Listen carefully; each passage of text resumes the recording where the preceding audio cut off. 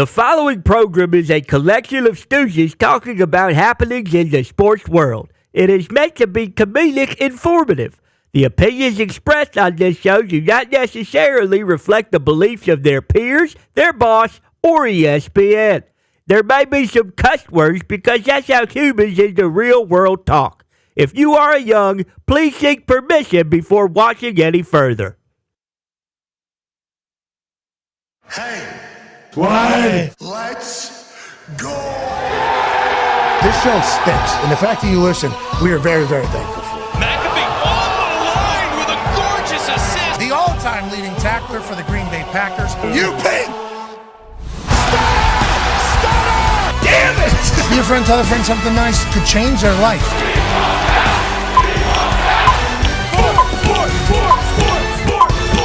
Hello, beautiful people, and welcome to our humble abode, the Thunderdome, on this Sports Thursday, June 26, 2025. This program begins now. Sports are awesome. No matter what sport is happening, it is more awesome than anything else that is happening in the world. For instance, last night, there were some baseball games on. That was fun. I had good baseball. Baseball. Some W stuff going on. That's good. And the NBA's first round of their draft. And there's obviously some drama building. Where's Ace Bailey going to go? This guy's turned down workout, says he doesn't want to go. He goes number 5 overall to Utah. Absolute dog on the basketball court. Utah would also pick up Walter Clayton Jr. at number 18 out of Florida. He was a bucket getter for the entire of March Madness, obviously national champion. We saw him, watch him. He's 22 years old, though, so he's a little bit older than all these other guys that are getting drafted at 18, 19. A lot of people saying the Utah Jazz had a massive night on the court. Now, how will everything else work out? We shall see. We'll be joined by Ryan Smith, owner of the Utah Jazz and owner of the Utah Mammoth. Toss up. Toss up. Toss up. Toss up. He was in the draft war room for the Utah Jazz, while also having to handle business with the Mammoth. The Mammoth make a massive trade of Buffalo Sabre JJ Peterka. Shit, it's on me. Actually, where he comes from, it's probably Peterka. Yeah, I was trying to just be as cultured as I possibly could. Sure. He's from Germany. Peterka. Yeah. So he would say 9 to all of my negativity anyways. All is good. Sprechen Sie Deutsch just a tiny bit. But anyways, he's headed to Utah. So a lot happening around. Ryder Lyons goes to BYU earlier in the week after his mission, obviously. Then Utah Jazz have the draft that they have. Then the Mammoth make a massive trade. I mean, there's a lot going on in Utah. Ryan Smith will join us. We can't wait to catch up with him. Charania will join us at about 12:45 Eastern. Hey, what were some surprises the last night, Shams? What were some back conversations that were happening that maybe never came to light? What were some opportunities? What are some expectations for this evening? And then what is everybody saying about how everybody else did in the draft? Shams wasn't tipping picks last night. No. Well, then he started to, because when a trade happens, he's going, they're trading blah, blah, blah, who's with blah, blah, blah, couple things ahead. So we're learning who's getting picked. And then we're also learning you're not going to be there. You're going to be in a different place. The NBA needs to figure that out. Big time. They need to figure the hats, first of all. I thought we were over this. I thought we were done with the hats. The hats never fit. Nope. The hats never fit, and they never look good. Let alone the fact when you got to put a hat on, and then on the screen it's saying it's getting traded to a different team, but in the draft you're saying you do that. Can we not just say, you know what? It's real confusing. Yeah. Can we just put the team that traded just in there? Exactly. And just say congratulations? And instead of it being like traded to as the small one, shouldn't traded from be the small one? Where they're at now should be the big one. In my head, just as somebody that was trying to watch and learn the entirety of it last night, that was pretty confusing. That was a pretty confusing situation. Now, I understand this is probably how it's been for a long time. I know the hats thing has always been a part of it. Like, they don't fit in the NFL ever. They really should at least maybe options, Sure. Maybe scarf, maybe Maybe it's like a pin to put on their blazer. boom, right on sick, a lot of sick fits. Yeah. Great. A lot of sick. See the guy with no shirt underneath. Yeah. That's a lot of moxie. I like that type of confidence. Would like that guy on my team. I guess he Bops would. Yeah, I think Big time. he locks down on defensive side.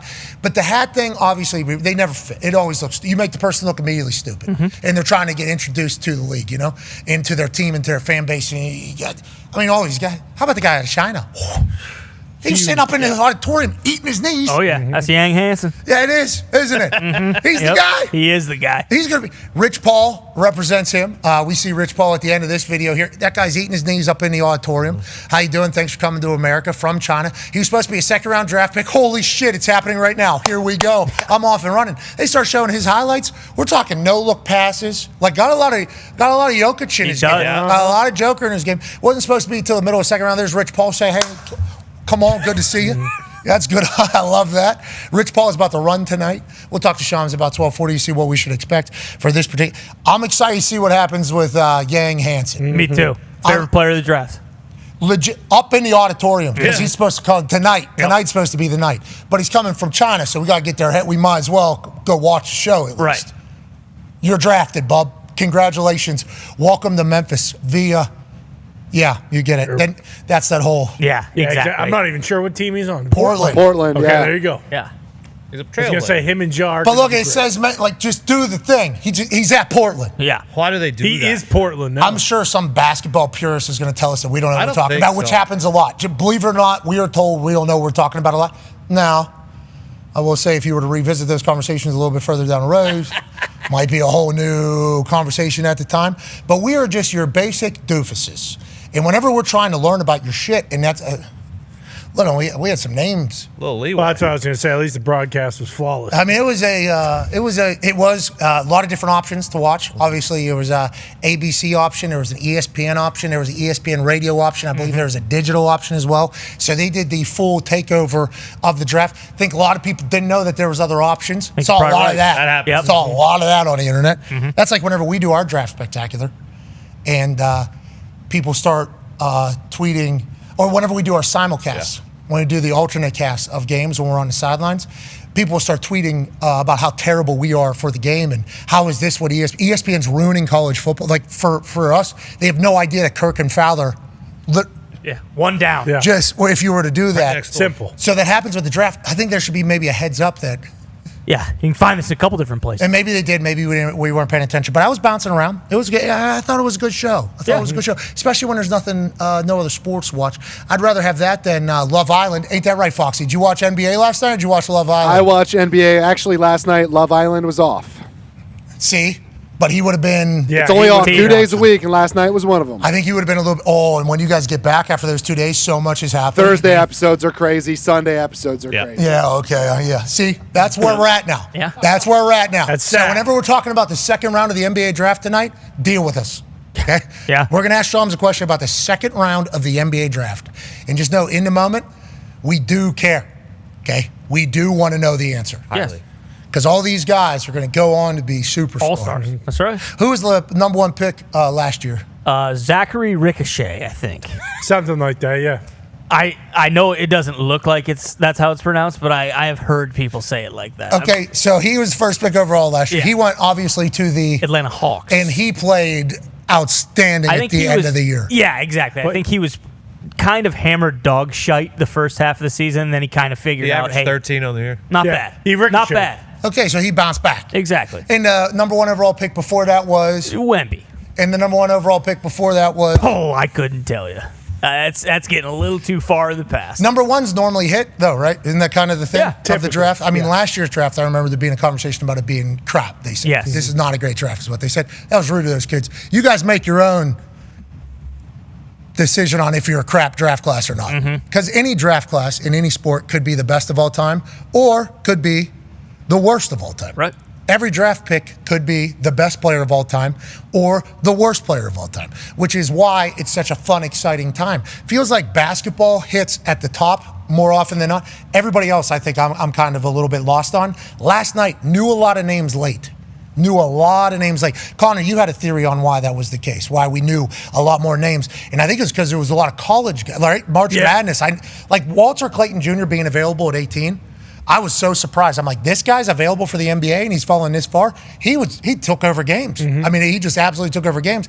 I guess there's a lot more projection on what you could be in the NBA. And then the names being known, it's like a lot of college guys got drafted last night. Yeah, and a lot of guys make their names in March. Like I feel like even not just Walter Clayton Jr., but there's a few guys who transferred to bigger schools and then they become names in March Our Madness. guy, Derek Queen, gets drafted last night down in New Orleans. They paid a hefty ransom to move up 10 spots to get him. Yeah, people weren't happy about that. People were calling that guy that's running the Pelicans a big dumb dipshit. Yeah. That's what people were saying. We did not say it. No.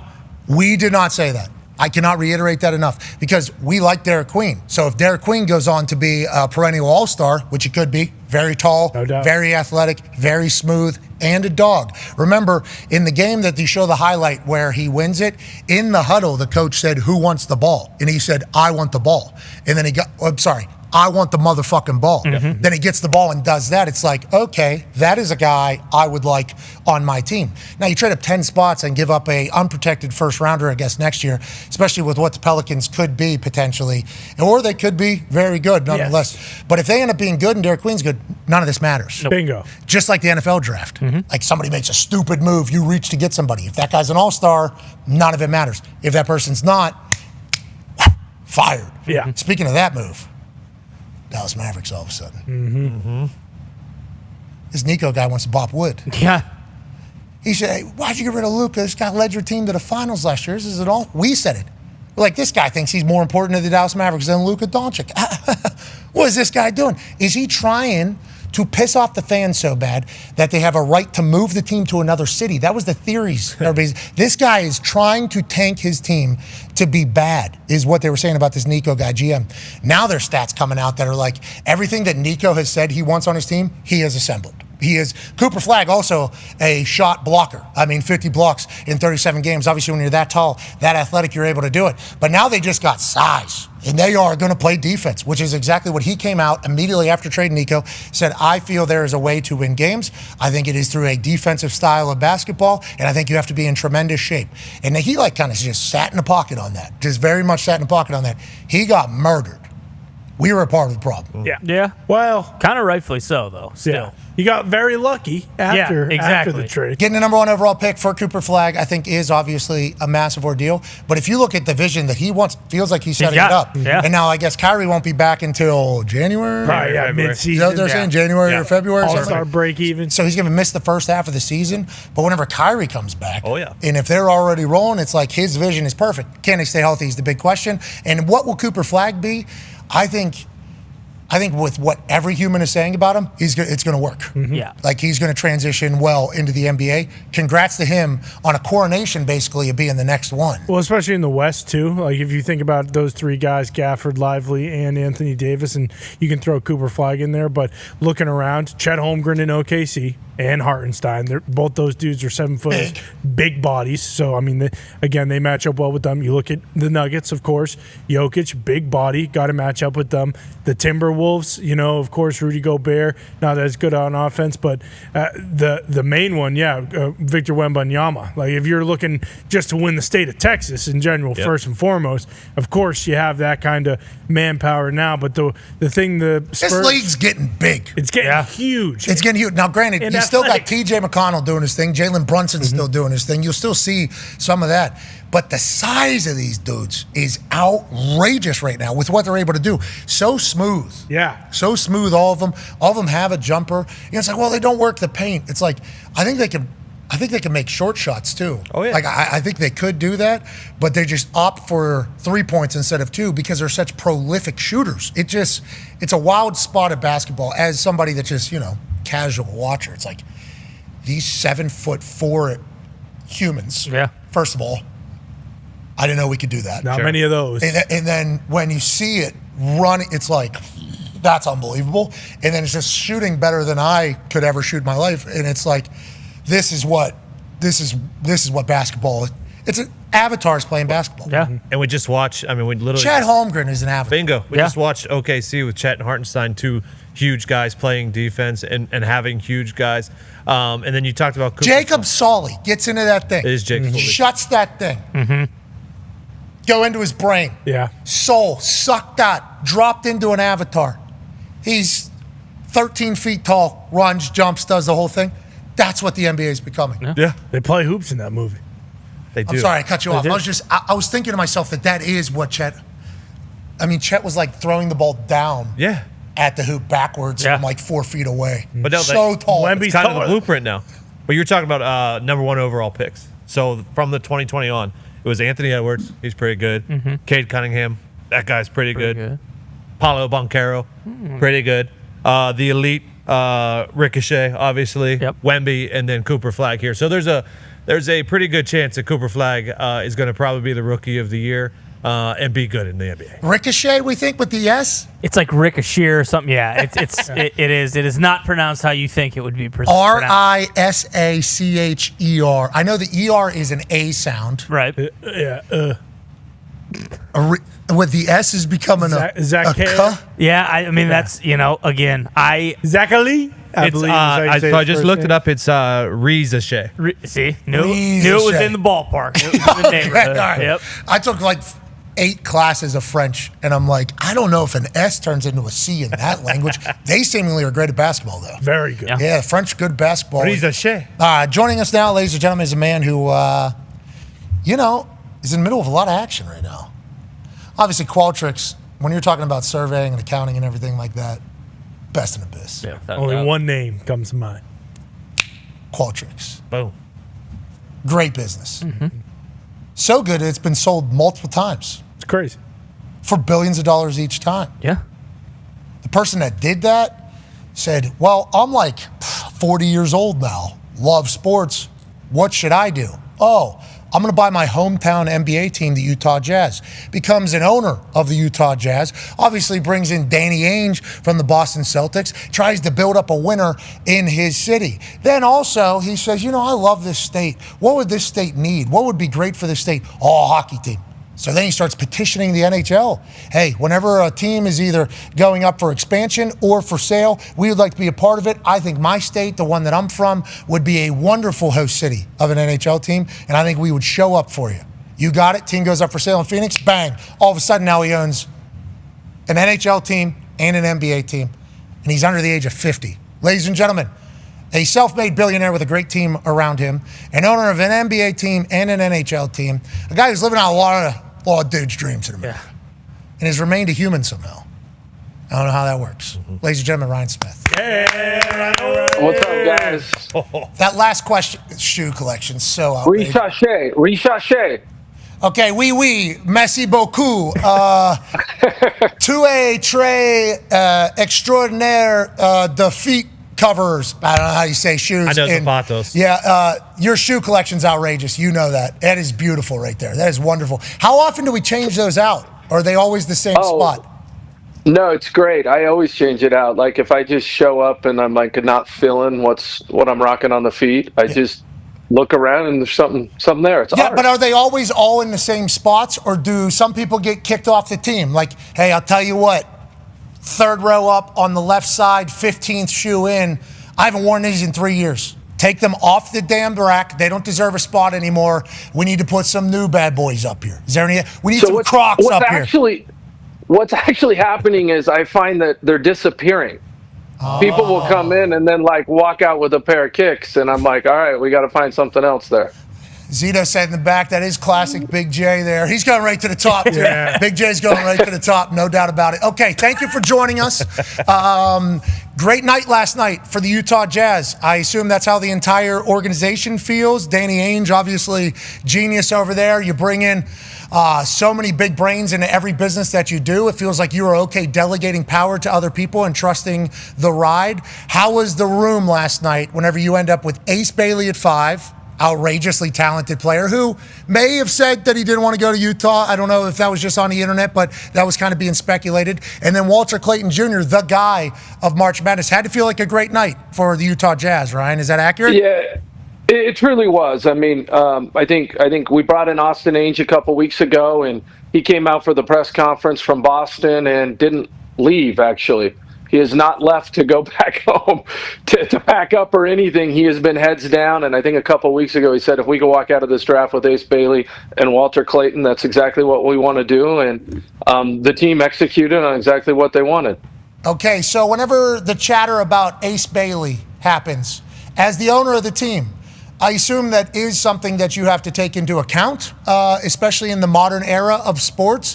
What is kind of your thoughts on that particular narrative about Ace at 5 to Utah with everything that's been said leading up to the draft?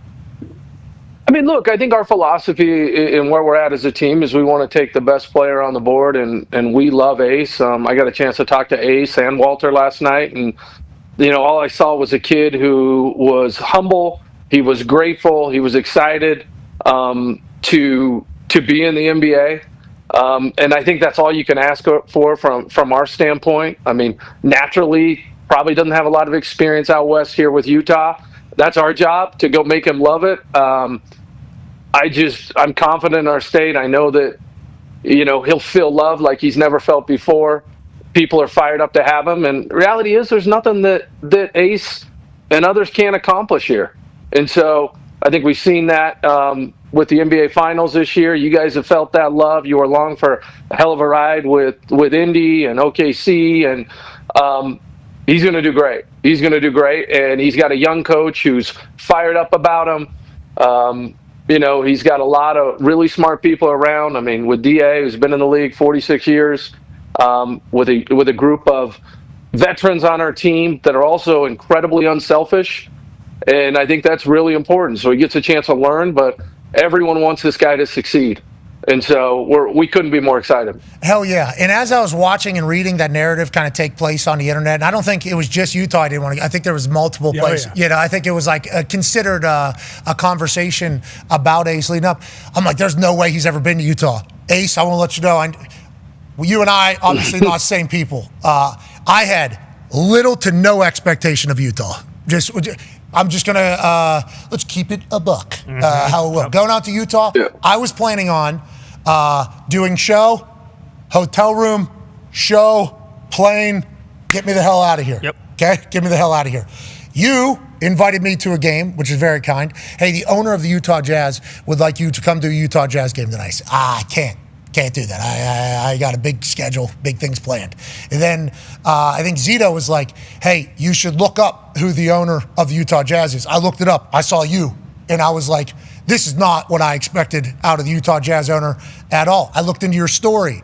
I looked into how you treat people. I looked into everything. And I was like, oh, I'd love to go hang with this guy. And what we got a chance to do is experience Utah. Walked around downtown, got a chance to go out. We saw the people. We saw the building. We experienced everything about it. It's like, this place is amazing. We thought about picking up and moving there. That was where we're at, let alone the views and everything else. And I think obviously conservative is a word that is thought about Utah, but I think people automatically assume that's boring. It's like, I don't think your city was boring at all. Like, I think we had a great time out there. No, a lot of times in life, I think the picture in our head can actually lead us into a really weird spot, and it actually limits all the opportunities in front of us. I mean, growing up as a kid, I never thought I would be in enterprise software. Like, that picture of the head just didn't seem what it is. I'll never forget D. Wade's quote right when we, obviously we're hoping for, the draft lottery and everything came out. And, his quote right away is like, hey, there's been a lot of killer players picked at number 5, back at where he was. And so I think, look, it's natural for people to be uncomfortable. I think you went down the entire draft board and you're like, okay, where's everyone's preferred destination? It's probably not the right move for them where they think it is in their head. Because everything I've had in my life that's good, it has never been the picture I had in my head. It's actually always kind of uncommon sense where it comes out and it's like, oh, that all makes sense. And all you want is the ability to accomplish everything and not be held back, and that's what all these guys are going to get in Utah. Let's not talk about. And by the way, I mean, like this little he's going to do it. This little view. Yeah, like, he's going to do it. He's like, if that's not good for your mental to get locked in to go reach up for something where the air is thin. Yeah. I don't know what else. Like we're in the picture business here. Yeah, you postcards, brother. A lot of those. Yeah, you got the mountains in a mountain resort view on one side. Then you got 2,000 pairs of J's on the other side. Utah, baby. Lake over there. We got a basketball operation. Yeah, it's a great lake. Yeah, it is a great. We do. Well, it's not a Great Lake. Great Lakes are on our side of the country. Yeah, exactly. Okay, let's make, please. Holmes, brother. Holmes. Thank you. No problem. That's Michigan right there. That's right. I'll shout out to Erie, too. You know, one fishing up there in Lake Erie. Oh, yeah. Superior's a big son of a Oh, yeah. Big. That's a great lake right there. Ontario and Huron, though, they hold up their end of the bargain because you can't spell Holmes without ho right there. That's right. So that's why we got the Great Lakes on our side. You understand it, Ryan. You got good lakes over there. You got good lakes. You got good lakes. Salt. All right, let's move on. I think Ace is going to love Utah is all I'm saying. And I think you're like, if I was going to be a professional athlete, you would be the owner that I would, or style of owner that I would want to play. You are fully invested. On that note, Ty has a question for you. Yeah, Ryan, how difficult is it having to kind of split your time with, obviously, when you have the draft, you have all that prep, and then you're also looking at different acquisitions and different players to bring in. And on the flip side of it, you also have to address everything going on with the Mammoth. Like, I know you've said to us, you're not really that the hands-on guy who's going to be involved in every decision and want your fingerprint all over it. But how difficult is it really kind of properly dividing your time between both of your teams when you're trying to make both teams better before next season? Yeah, it's like a 2-game parlay. You're trying to hit it all every night. Like it's hard.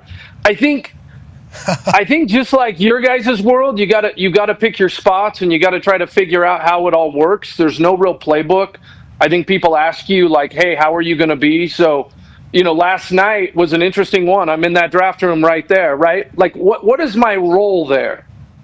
And my role in my mind is very simple. I'm there to support them. Like, I've never seen a business that has so much revisionist history. Because every organization last night with 30 picks, all were clapping for the guy that they got. We got our guy. And then 5 years from now, everyone's going to look back and be like, I can't believe we didn't get the guy one up or one below, or we got lucky. We were lucky.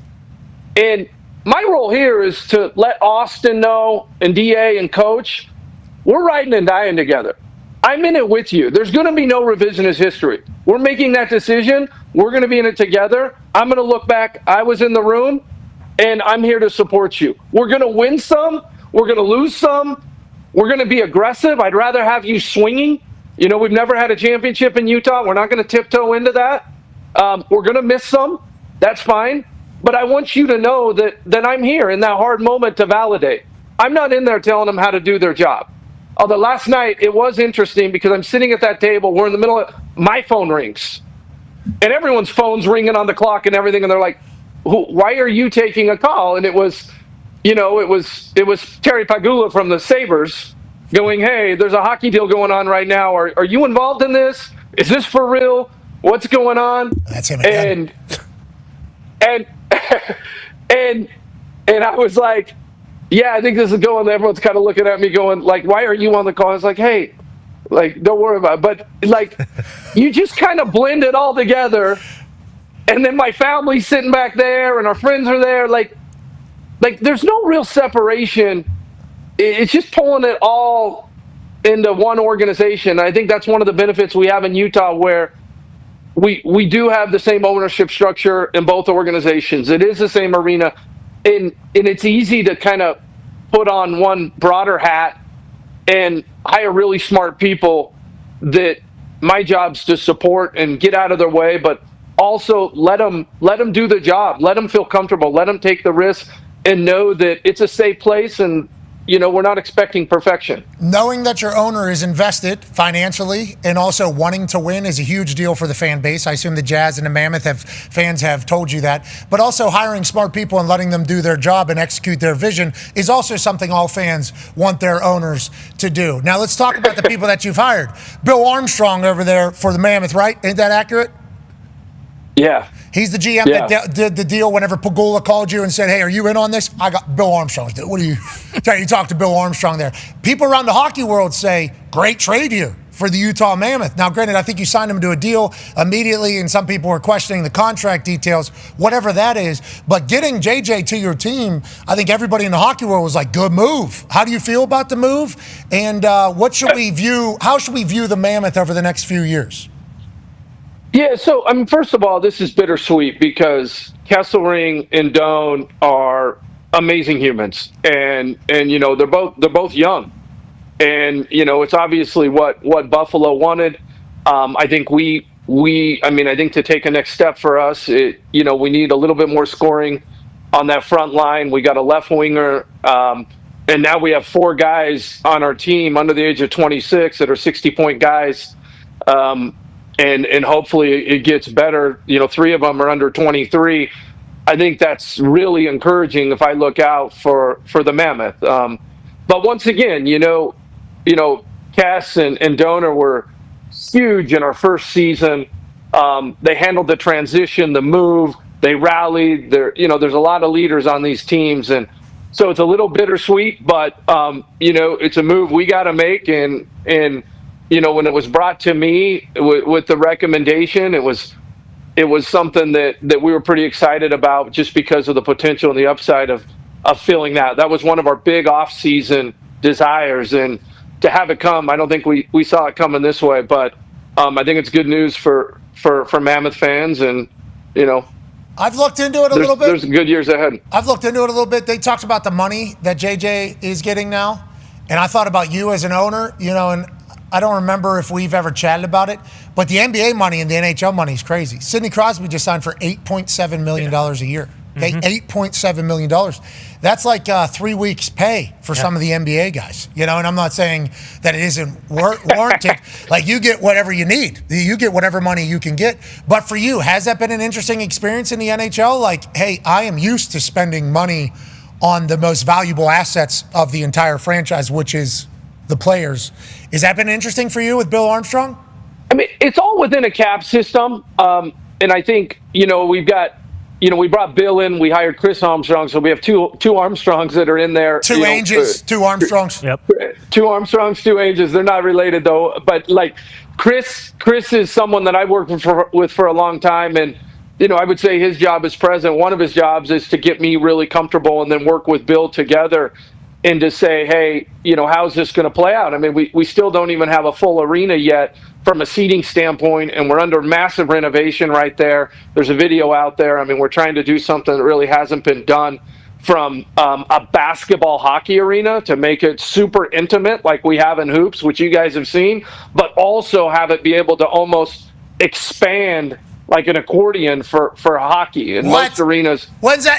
That's going to take 2 years to build? What you're doing? Yeah, it's going to be 2 years, but there's new technology with seating where it's almost like you can press a button and it's like, hey, go to 2, come back to 1, as opposed to most arenas start off wide and then they come in for kind of that moment. We want to stay in the best, most intimate basketball arena in the NBA, but be able to press a button and kind of go out to maintain that same intimacy for hockey. And so we've been working on this. That'll be full. But we're trying to be aggressive, but also plan for the future. We're very, very close. We were close to getting to the playoffs this year. And honestly, it was pretty storybook to, I mean, the second the season in, we put a crane on that floor and it's not coming out till the second we start. I mean, it's pretty massive what we're doing here. It feels like it's a mammoth undertaking. Yeah, it's touch good.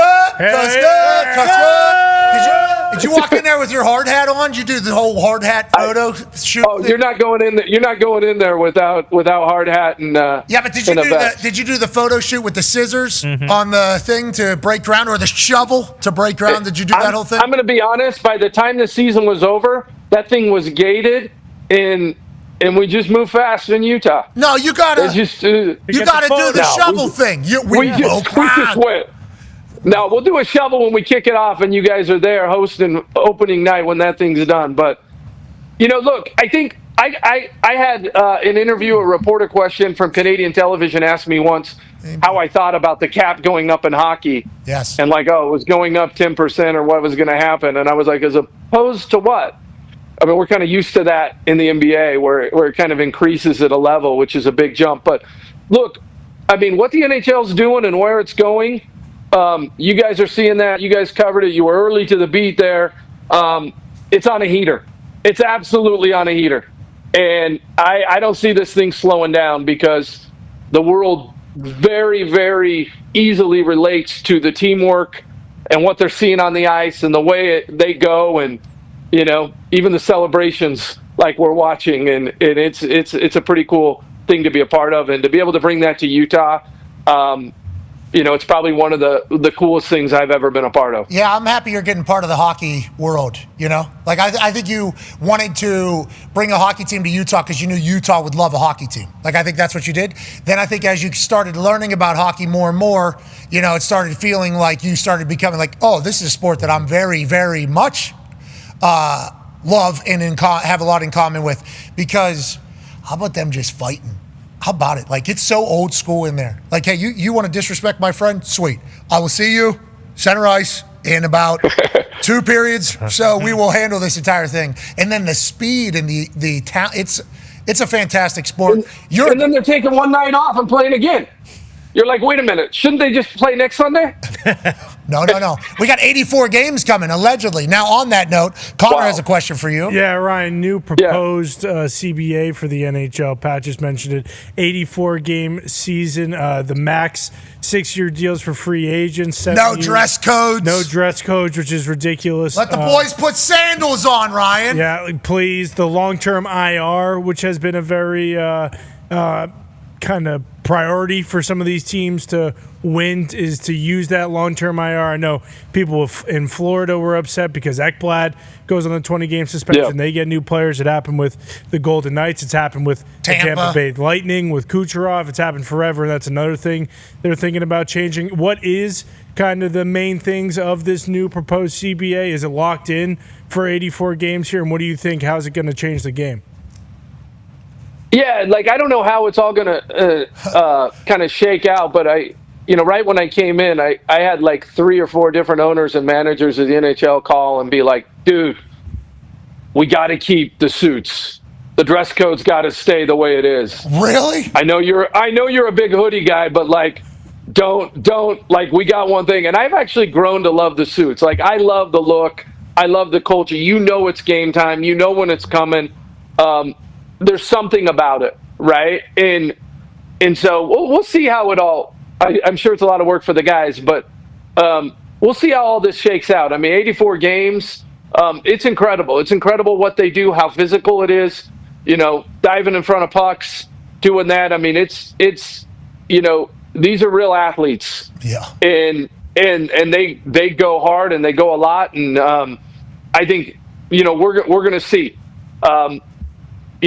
I think they're in the middle of it where, it's kind of a template, and we'll see where it all shakes out. I mean, I can't comment too much on it yet. Got it. Okay, because whenever I read this, on the bottom of the photo, it said major potential changes in next NHLPA CBA. But then in the tweet, it says could be announced tomorrow per Frank Saravoli. So it's kind of conflicting. Like, if this is potential, but then it could be announced tomorrow, that sounds like there's an agreed to terms then. We haven't voted on anything yet. Okay. All right. That's a good piece of information. Yep. All right. So we haven't voted on anything. We're getting close. We'll see how it all shakes out. Whatever the case, hockey is going to remain awesome. And we appreciate how great of an owner you have been for the Utah Jazz and the Mammoth thus far, and how cool you've been to us. We appreciate the hell out of you.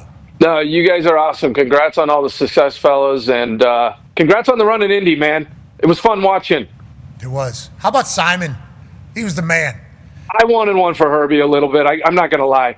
I ran into him backstage, or back court, I guess you would call it, in the bottom. In the tunnel. In the tunnel of the arena after we won the Eastern Conference Finals, I think. And he was just walking, smiling. They were on his way somewhere. And just in a suit coat, sport coat, walking, just happy. Has like glasses. They might be glasses, like though, whatever. Tinted glasses a little bit. He's walking through. And I go, Mr. Simon, my name's Pat McAfee. Congratulations, or whatever. He goes, Pat, thank you. And I said, congratulations, man. I was like, can I get a selfie with you? He goes, absolutely. And then he turns, me and my wife take a selfie with him. And then he goes, all right, I'm going to go celebrate. And then he turns around and walks away. I'm like, this guy, he's awesome. He's older. That's my guy. That's my guy. Like every All-Star, I just, like, I sit next to Herb, and I was like, you are a G. You are, like, he's 90 years old, and, like, he just wants to hang, and I want as much time with that guy as I can get. What an amazing human. Hall of Famer. Super vibes out of that guy. I mean, like, super vibes. Not just, like, kind of, he's 90. It was like, this guy is amazing. All right. We appreciate you, Ryan. Good luck with everything. Hey. We'll see you. Hey. Toss up. Can you go over here? Foxy, can you go over here? Toss up. Let's go. Toss up. baby. Do it. Ryan Smith, ladies and gentlemen. Why won't he do it? I don't know. I think maybe he doesn't want to, because he's a big, let's see what the people say guy. Yeah. Remember, Qualtrics The survey. people have spoken. Yeah, I think there has been a contingency of people that have spoke, but I think he doesn't want to force anything either. He's very much like let it happen now. We'll see how it all shakes up. Sure. You know, we'll see how it all. I let the guys do their jobs too. I like you saying that. Mm-hmm. I'm in the room, certainly. I am there. Hey, listen, I'm here to support you. And 5 years from now, I won't be judging your decision because I was there whenever we were all in there. We actually just had one of these conversations in the think tank over there about a decision that was made by me like years ago that we look back on and go, so stupid. That was a bad decision. It was like, but in the moment, it was felt like a good one. And that's life. You're going to keep going. That's an American dream story, Ryan Smith. Yeah, I believe incredible. he dropped out of high school, something like that. He's like an outlaw Mormon. Because they started in his basement. It was. He was like an outlaw Mormon. The outlaw Mormon. He was. And then he just surveys, and then he started pounding pavement with these surveys, and then he like showcased the companies that like you can do, like the original surveys. And I think it's hard in the digital age because we all hate surveys. We all know of surveys. But when surveys like first became like a thing, people would be walking off an airplane, and they'd be like, hey, would you take 5 minutes to do this? And we'll give you a 5-minute gift card or a $5 gift card or something like that for the future. Sure, no problem. And then you get like 1,000 of those filled out, and then I think you show the company like, hey, this is what your customers are literally saying, and he like changed businesses, like the Qualtrics people, and then he sold that thing twice, billions one time. Yeah. Still owner, get a little bit more back, sell it again, still own it, buy the Utah Jazz, still own it, buy the Utah Mammoth, Utah Hockey Club. It's like he's 48 or something. Crazy. Beast. 48 years old, was not born a billionaire. Like, this is not like family money. This is, he created the money alongside a lot of great people. I'm not saying that he didn't have a great team, but it's like, he's doing everything that like, you know, a lot of little boys dream of. Like, he grew up hooping in Utah, in Salt Lake City, loved the Utah Jazz, owns the Utah Jazz. Yeah. Like, I love the state of Utah. How can we give it? Got to get a hockey team here. Like, it is. Hope they win. That's a hell of a story over there. What's that? I said I hope they win. Yeah, me too. Utah Jazz not good this year. Nah, they haven't been good for a little while now. Yeah. I think the Mammoth, you know, I mean, what we've seen in the NHL, like with these newer teams, and granted, they're not an expansion team, but like, they're obviously, you know, they could be good next year. good. He said it. They almost made the playoffs this last year. Expansion team, better option in the NHL. Nick, correct me if I'm wrong. Expansion team, because you can get like vets from other teams. Whenever you buy a team like the Phoenix Coyotes, who move up to Utah to become the Utah Hockey Club, now the Utah Mammoth, you pick up their entire building basically, right? Isn't that kind of how it is? So you already have the roster set as opposed to being able to build your own roster with a plethora of veterans that are on big contracts that you can potentially sign, right, Nick? Certainly a lot more flexibility with the expansion options, but Ryan got a great opportunity here because of that tweet we just had up on the screen there where the youth, a couple of those guys, Cooley was a draft pick, Gunter and Keller were already on the team, now they trade and add Peterka. Like, they've got a really good situation going in Utah. Young team. Gunter. Yeah, Gunter's a dog, as we could have said. Who's the Pittsburgh boy? There's a Pittsburgh boy on this team? Logan Cooley. That baby. That baby, you out there. Good work, Logan. Go on, Cooley. Go on, Cooley. All right, let's turn our attention back to the NBA. Obviously, the NBA draft was last night, and there was a little bit of a different experience during this NBA draft than there had been in the past. My friend Shams wasn't tipping every single pick, was he? Yeah, what was Let's that ask him about it, ladies and gentlemen. Shams Charania. Yeah, Shams, how you doing, buddy? I'm doing great. My head is kind of spinning. We got the second round of the NBA draft tonight. I'm actually even getting ready for free agency coming up in a few days, so we have a few different things on the docket right now we're wrapping our minds around. Are we about to do the whole Shams screen time post? Is that coming soon? Is the Shams screen time post coming? That's likely. I feel like that's likely. I think the people want to see the June 30th and July 1 screen times, but if they don't want to see it, we won't.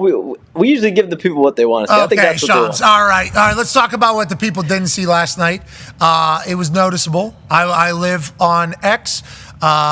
You were trending while not being active on X because you weren't tipping picks. A lot of great tweets about Shams not tipping picks last night. Just the way the internet has the ability, more specifically NBA Twitter. Okay, I guess that's not the name. And that is the best Twitter. Let's not even get into it, but that's neither here nor there. They had a field day with the Shams not tipping picks. Then, all of a sudden, pick 11, we're getting tipped picks now with trades. Now we're getting with trades. What was your experience last night? Because with all of us who are friends of yours and followers of yours, it was a little bit different and people noticed. It was hard. It was hard. Knowing the picks 5 minutes in advance, or knowing what's happening in different places well before. It was hard. It was definitely unlike past years for me. There's no doubt about it. There were times I was like, I just let me fire one of these off. Let me fire one of these. Yeah. But I think this year I took the approach of being a good teammate and being a good partner for the people that I'm around, the people that I work with on a daily basis. By approaching it and not tipping the picks. But trades though are different, Pat. Trades, they get processed. It's just it's a totally different element of the draft. And so to me, keeping our broadcast as up to date as possible on which pick is going where, that and if a trade is processed, it is my job to report that. Absolutely. So to me, I think I handled it the best I could. I thought you did very well. By the way, I thought you did very well. And you talked about being a good partner and a good teammate and everything like that.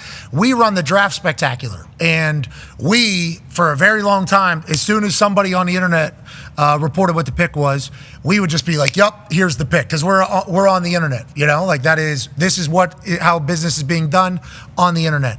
Then once we start our show being licensed through ESPN, and then the NFL gives us a spot at the draft, and it's like the ESPN production people are building the set. The NFL gave us the fucking location. Yeah. It's like, in the NFL in the past has been like, hey, could you please, we kind of want that to be a big deal, whenever you, and all the other insiders that have probably been given the same speech are like, hey, please don't tip the picks. They all talk shit on everybody tipping picks.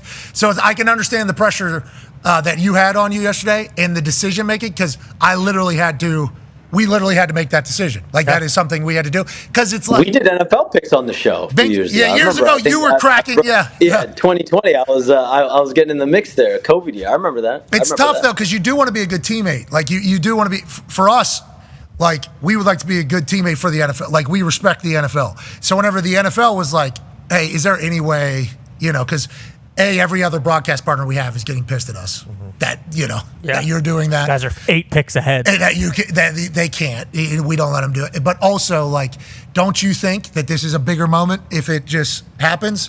And I'm like, yes.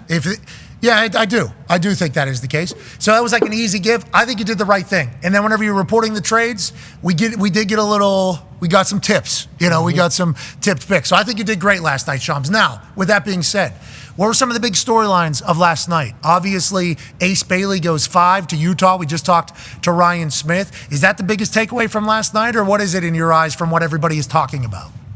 There are a few. For sure, we can start with Utah. Ace Bailey going at 5. You know what's crazy? A few days before the draft, I actually heard Ace Bailey that was the spot he was destined to go. And then, but the classic, like in the NFL, I'm sure it's the same way. Smoke screens, you hear this. It's like every single day it's a new rumor. You hear, oh, no, he's actually to Washington. He's actually going to go to New Orleans. Like, I heard everything in the book. But I did trust the person I heard that from. But, I went into the draft, eyes wide open. We'll see what happens. I think at pick 4 and 5, there were a lot of conversations about moving back, moving up, things of that sort. None of that happened. And once Ace Bailey got to 5, I wasn't really that surprised. Ace Bailey had a very, I think, an unorthodox process, but it's not a totally different process. It's not the first time a player and his representatives chose to handle it and really shield him and keep it private and kind of throw different smoke screens in their own way out there to shield his process. And whether he got to where he wanted to or not, what I was told going into draft night was that he was very comfortable with his process. He was very comfortable with the fact that no matter what he does, whether he works out with teams or doesn't work out with teams, whether he's a good Samaritan or isn't a good Samaritan in the team pre-draft form, he's going to go somewhere between 3 and 8. And that's exactly what happened. He ends up going 5 to the Utah Jazz. They're thrilled. And I think them getting Walter Clayton Jr., I'm sure Ryan Smith and that organization is through the roof, because you get those two guys, competitors, shot makers, shot creators. Those are two good gets. Atlanta is another team, I think, a big winner, not only of the draft, but this week. Getting Kristaps Porzingis earlier in the week. If he's healthy and he's good to go, that is a massive get. He became really an indispensable part of the Celtics and their championship team in 2024. And that's a big get for them if he's healthy. And then, that's a great tweet by Bobby Marks. Shout out Bobby Marks, my teammate. And then last night, they moved back 10 draft slots, and they end up with an unprotected first-round pick of the best favorable out of Milwaukee or New Orleans. Given the uncertainty around both of those teams, and I don't know where either team is going to finish, one of those picks might end up being a high pick. And if it is, Atlanta essentially moved back 10 slots and then gets another lottery pick next year, potentially. So that was some shrewd movement by their new general manager, Ansi Salah. But I think Atlanta overall has to be looking at themselves pretty good right now, and they've got a $25.3 million trade player exception. I do anticipate them using that. Either they're going to take in contracts with draft picks and assets, or they could get a game-changing player at that salary slot. Okay, so let's talk about Joe Dumars, who's the general manager of the Pelicans, doing that trade. I believe Bill Simmons said it was the worst trade he's ever seen in professional sports. I think is something along those lines. In the last decade. Going that far. Huh? Last decade. In the last decade. Okay, in the last decade is what Bill Simmons said. He's followed basketball. Obviously, he's a basketball guy. I don't know the business of the NBA as well. I know they don't care about picks, but they do care about picks. So much so that they'll move up 10 spots to draft somebody. Derek Queen, dog. Ball player. Absolute dog, by the way. Great player. If he But how can you judge that? What if he ends up being a Hall of Famer? What if he ends up being a perennial All-Star? Then no one is going to be talking about this in 3 years. So clearly, Joe Dumars, Troy Weaver, that organization, they felt very confident in the player that Derek Queen is. Only time will tell exactly how that is. Now, but again, from the Atlanta perspective, they clearly were fine moving back 10 slots. And then they get an extra asset. So for them, that is looked at as a net positive. For the Pelicans, it's all about how Derek Queen ends up, how he develops, what is he like in his NBA career. And to me, it's too early to judge whether they won or lost. If next year's pick ends up being a lottery pick, but Derek Queen ends up being a perennial all-star caliber player, are we really having a conversation? I don't know. 10 picks in the middle of the first round worthy of an unprotected first round pick next year. I don't know what the right play is and what history says in the NBA, but I do know they'll trade the 2041 number 1 overall in like that. They'll do that for the 9th man off the bench. So the NBA is certainly an interesting place. Go ahead, Ty. Well, I was just going to say, that would be the devil's advocate, right? It's why would you trade this unprotected pick that could potentially be a lottery pick when you could just be hey, we'll give you 2035 and 2036 first-round picks and then a couple second-round picks. Well, that's because new GM down there at the Hawks said, I don't play those games. Yeah. Okay, I need that thing right now. Unleaded. Yeah. Sure. Okay, go ahead, Connor. Yeah, Shams, you mentioned the next steps, the free agency starting pretty soon here after the draft, and you mentioned Kuminga being a guy that the Miami Heat are looking at. Are there any other big names? Naz Reid, I know, is a guy that most teams want, I'm pretty sure. What is kind of the next thing after the draft? Or is it the Giannis trade? Is that happening? Well, I think the Giannis situation, we'll see. A lot of us observing this week, draft week, free agency week. What can the Bucks do to get better? So that's a little bit in the distance. But as far as what we have in front of us, there's only one team with significant cap space. That's the Brooklyn Nets, and what that organization led by Sean Marks, their general manager, what they're doing is retooling younger. They used 5 draft picks last night. That gives you a window into what they're trying to accomplish. They're continuing to build on a young timeline there. So they have a ton of cap space. They got Terrence Mann. They got a first-round pick. I think continue to take on salaries, getting assets. That'll be a focal point of what they're working on there. But the fact that they're the only team with cap space, that means there's a whole lot of free agents right now. James Harden, Naz Reid, Julius Randle. LeBron James has a player option. He has a deadline of that. If I believe on Sunday, there's a bunch of player option decisions on Sunday. So I think what we're going to see is a lot of free agents are either going to re-sign with their teams, work on sign-in trades, because there's only one team with significant cap space. So I definitely, I'm tracking. Let's see what happens with LeBron James' player option. I said it on our show in Indy. Actually, our first show we did at outside Gamebridge. It's likely, still is likely, LeBron James opting into his player option just under $53 million. But he has until Sunday to make that decision. And then there'll be a host of other players making similar decisions on Sunday. Well, good luck to LeBron deciding whether or not he wants $53 million. Yep. You've earned it, buddy. Just kid from Akron. Pretty good place to be. There's a lot of players that have that option this weekend. I'll be excited to see who goes where. Let's talk about the Phoenix Suns. They acquire 2 centers in a matter of 10 minutes or something along those lines. Yeah, it was. This might have been the other shock of the draft. So, come on, Malawach. Come on, Malawach. Come on, Malawach. I'm not gonna lie. I think I botched it a couple times. Sorry, come on, Malawach. I get it. Come on, Shams. It's come on, Malawach.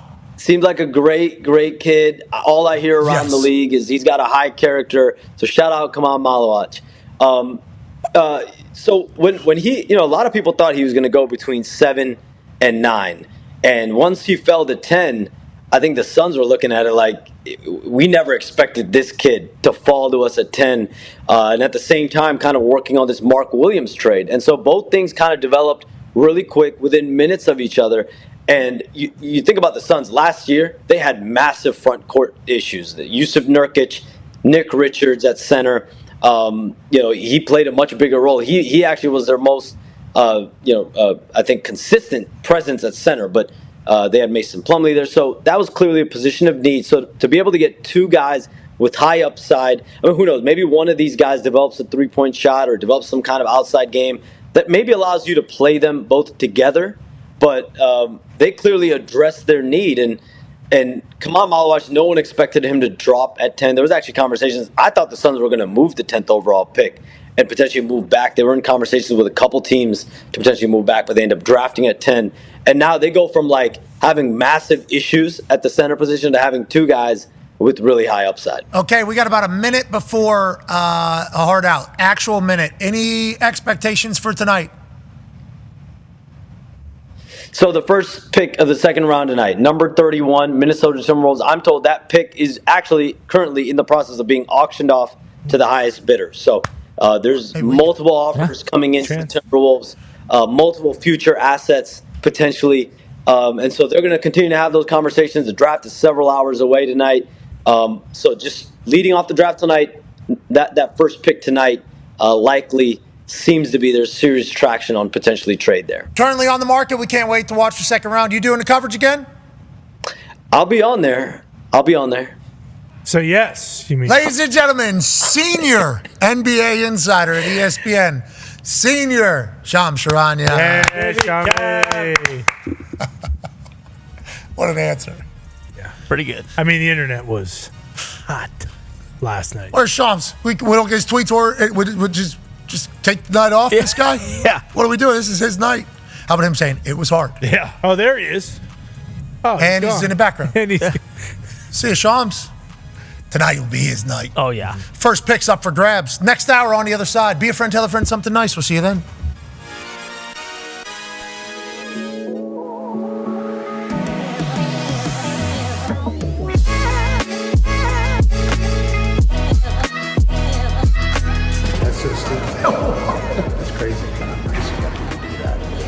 Also take us off the fucking team. We do not deserve it. They all commit and love what's going on in that weight room. They all commit and love what Jim Harbaugh's preaching. And everybody in the building's happy. Everybody's excited to be there. First row, lot pressure in the first row. Second row was on here. It is infectious what they got going on. And how many owners are spending $300 million on a new facility just for the practice facility? This is Butler Birdies. Wow! Oh my God! Oh shit!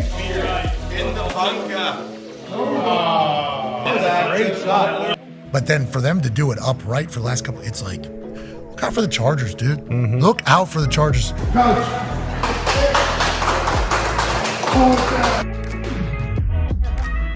Hey, we got a gift for you. Here we go.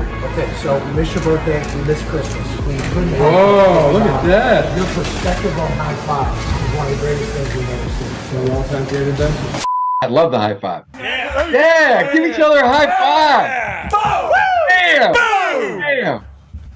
Yeah! Boom! Boom! Oh my God! Wow! Boom! So we wanted to make you basically something that you could high five. My dad made this. Oh, wow. Yeah, Look at his talented. Yeah, boom. What's that feeling? Yeah, boom. Yeah, boom, boom, boom. And we tested it. I think you can get a pretty good pop if you need. Yeah, boom, boom. That is incredible. Obviously, national champion, Michigan man, and greatest high five. Yeah. Because of what you brought for the high five world.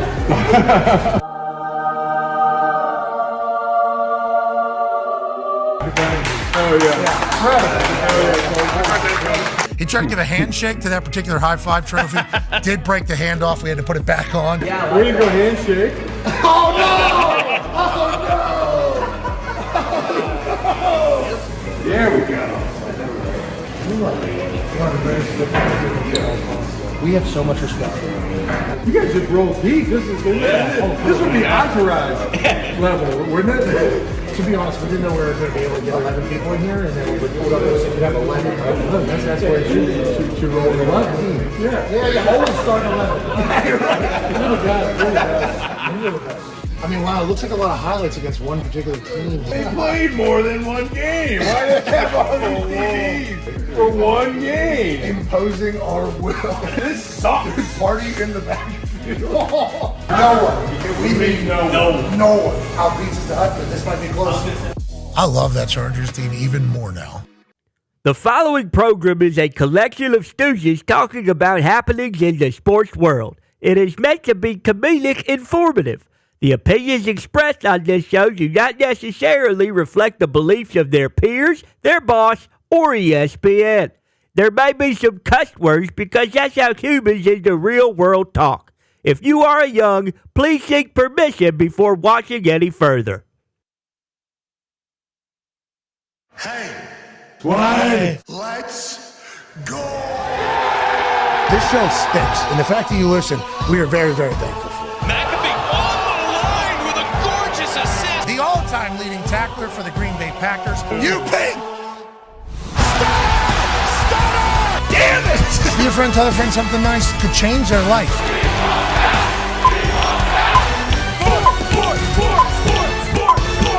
Hello, beautiful people, and welcome back to our humble abode, the Thunderdome, in the middle of torrential downpour here in Indianapolis, Indiana. Great story about that. Hour 2 begins right now. Sports are happening, and obviously the NBA's second round of its annual draft will take place this evening. Last night's first round of the NBA had storylines in abundance. Jay Bilas will be joining us, who was on the NBA draft coverage, in about 8 minutes or so to chit-chat about all things NBA draft, and also 3 Duke dudes in the top 10 of the NBA draft. That's right. Congratulations to Duke. He'll obviously celebrate that. Cannot wait to chat about what we should be looking forward to this evening and how are his thoughts on everything. I haven't talked to Jay Bilas in a long time. Yeah. It's been a long time. Probably about a year this time. Yes. Beautiful day here in Indianapolis until the show started. Then thunderstorms, I guess, just dropped into our atmosphere out of nowhere. Foxy's got a super cool Bronco. Sweet. This Bronco's so cool. It was one of the first Broncos, whenever they relisted Broncos for sale, Foxy bought one of the first ones. We're talking the prototype of the new Bronco coming out. And that thing obviously has the ability to take top off. Sure. It's a Bronco. Get some sun. Take the rag top down so your hair can blow. Mm-hmm. Bronco. You know, that's basically what Foxy does. Bingo. So anytime Foxy gets the opportunity to let that beard breathe, put some sunglasses on, let that hair in that Bronco, right hand on the steering wheel, left hand out the window. Anytime he has a chance to do that, he's doing it. It's summertime, baby. Not in northern Michigan, but in Indiana. Right. Loves it. Bingo. So this morning he pulls in here, top back. Feels so good about the day. Cock of the walk. Well, we're going to have a nice little Thursday here, aren't we? Walks in, does his It's Thursday, okay? Thought it might have been Wednesday still. No, Every good. day is basically the same. Yeah. Foxy walks in here, says we're going to have a nice Thursday. We do the show. All of a sudden, about halfway through that first hour, we hear outside. I didn't know there was thunderstorms. I don't think anybody knew there was thunderstorms. No. Especially the guy that drove in here with the open top on his Bronco. So what did the boys do? D-Bone and Talk went out there. D-Bone laid on top of the Bronco. Right? Yep. Yeah, he laid on top of the Bronco, Straight across. kind of planked almost. Plank, right hand on the front right where the passenger shotgun would be, corner of the windshield. Left hand where the driver windshield is. Right foot on back passenger corner. Left foot on driver behind passenger. You get it, back soup corner. Yep. He held himself up like that, planked like that. He's screaming. Blocking the rain.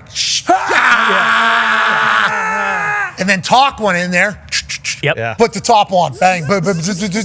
They came back in here. As we went to break, there was 2 soaked dogs that walked in. Soaked. It's raining out there, Talk says, as he's actually dripping.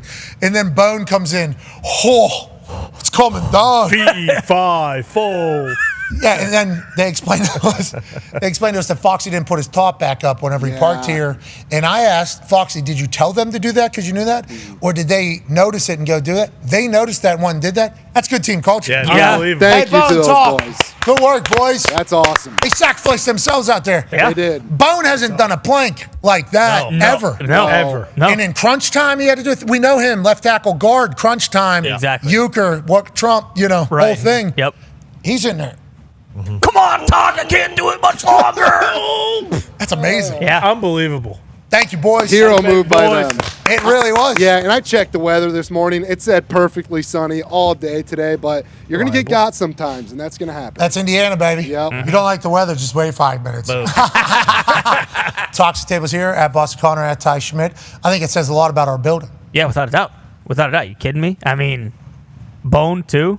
Yeah, he doesn't have to work out for another year now. Well, I guess, but, I mean, we have never seen Bone sell out like that. Would you guys have done it? You two? No, I would. Talk, Gertie, hurry up, get out there. Where's Mitt? Yeah, I don't know. One after the hammer. Oh, you know. Cowboys, AP. Me and Tone would have won out there. Sure. Just would like to let everybody know. Tone Thank would you. not have done it. I would have won out there for you, folks. I would have went out there and taken For pictures. that Bronco? Hold on. For that Bronco, That's a nice Bronco. Honestly, if 90% of the cars out there had their sunroof open, I would argue yes. For the Bronco, which you could argue is damn near made to get wet. Okay, maybe that's what Foxy's Bronco needed, was a little water inside that roof.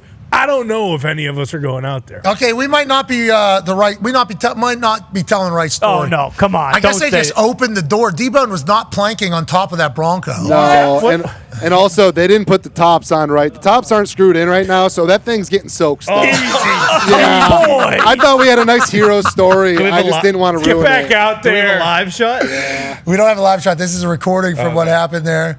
Obviously, Very honorable still. Where's the button? So it goes they haven't up even here? got close to putting a roof on that thing yet. They're 35, 40 seconds out there. Look at him lap over. They're in the back, boys. They're in the back. What are we doing? Should we get towels? Should we get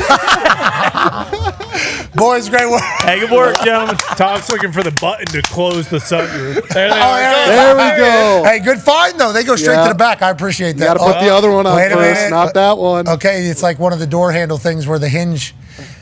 Okay. Yeah. No, they got it. I think they matched it up there up top, didn't they? Yeah, they did. I think that one's flat with Yeah, the that other. looks flush. Airtight. Yeah. In the middle, I'm talking about, not the corners. Yeah. It's good enough. Yeah. Oh, no, it was better. They fucked it up right Yeah, there. I know. And now they're going to shut the doors. Probably going to hit the window. Probably windows are broken right now. Yeah. That made it worse. I'll still buy them lunch, though. They deserve it. I mean, shocking. Good work, boys. Thank you. Good work, gentlemen. It's weird. I would That have thing's going to be drenched. Oh, my God. It's built Ford tough. Don't worry about it. All right, let's move along. Coming to us live from an attic in Ohio is a man who's a college football national champion, a Super Bowl champion, a Ryder Cup winner, and a man who he would have planked. Yeah, Yeah. he would have. No other option No, exactly. if it was his truck. Right. Ladies and gentlemen, AJ Hawk. Hey, Hongo. Hawk Tucker, we thought that he was potentially planking that entire thing. Turns out that was not the case. Kind of bummed out about that.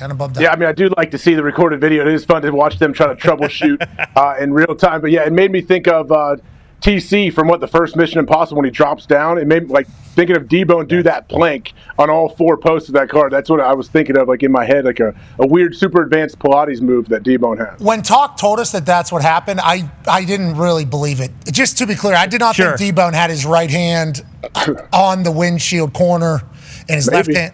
I didn't think, in my mind, immediately upon being told that, I was like, that doesn't sound real. Yeah. Then I went to the bathroom and I came back and he was drenched. His back was drenched. It was. So I was like, maybe he did become a pond up there. Yeah. And turns out, they were just as confused as all of us. That would have been insane. Foxy, you're fucked there, bud. It's okay. The entire interior. But if it's supposed to have its top back, everything should be good, right? Because they prepare for that type of stuff. Yeah. I had a Jeep that we forgot to put the top on, numerous times. Because if you can't, they're meant to get rained on, right? They're meant, usually they're vinyl or whatever the seats are. You can wipe everything. It's good. I had a couple boom booms in the back. Sure. A couple 12s. Neither of them worked at the same time ever. Okay. Which was really cool. But after the rain got on, neither of them worked. They were actually just kind of taking up space in the back. So there is some downfalls of just letting rain in your car. But whenever a storm comes out of nowhere, what are you supposed to do? AJ, did you watch the draft last night? Big night. Cooper Flagg officially a Dallas Maverick. And now they're talking about the Big D down there in Dallas. They got a lot of big dudes that play big defense for the Dallas Mavericks. This is exactly what Nico had been talking about, and we buried him. We weren't the only ones, obviously. A lot of people buried Nico. I think people will still wait and see if Nico was right or if this was a decision that inevitably leads to the Mavericks never making it back to the finals like they did with Luka literally the year before he decided to trade him away. I appreciate the fact that he's sticking to his guns and how he thinks he should build a team. And obviously, if you get the number 1 overall pick, a generational talent like Cooper Flagg, you should feel pretty good about yourself. Yeah, I would say he feels pretty good about where he's at right now. 1.8%, AJ. Yeah, that's what I'm saying. The fact that they got the pick alone is nuts to think about. But it seems like he's following his plan. When he kicks Luka, out of the club and says, "See ya, we don't need you anymore," and everyone gets all pissed off at him. He has a plan. I didn't know if he anticipated getting the number 1 overall pick, but it's a pretty fortunate spot to be in. It certainly is. And, he stuck to his guns. Hopefully it works for him. People thought it was such a bad move that he was trying to tank the team. Instead, it's the complete opposite. And Cooper Flagg is a dog. That's the main event. I saw Marty out in the Atlantic. Was he in the Atlantic Ocean, Marty? I think so. Yeah. I saw him on a boat. Mm-hmm. I'm going to tell you a story. Yeah. And he did. And he definitely did. Then he was on land there for a little bit with the water as the backdrop. Think that could have probably happened, got the point across. Sure. But I did like that he was out there. Yeah. Marty's going to hunting lobster. Yeah, he probably was looking for some lobster. Best lobster up in Maine. the world. Maine's the lobster. The lobster state. Capital of lobster. Yeah, it would be Maine for sure. I've never been to Maine. I do not believe. Oh, it's beautiful. Me either. Oh, that's way up there. Yeah, way up. It's gorgeous. Way up. Way up. Yeah. You're touching Canada. It's higher than where Sid was born. Yeah, it's higher than Sioux Falls or whatever. Or no, not Sioux Falls. South Scotia, whatever the fuck. I don't know what it's called. It's right up there next. All right, we got some breaking news in the NFL. Our geography lessons are. I don't know, Canada, sue me. I'm just as pissed as the kid that got drafted to Toronto about Canada. No, I don't think.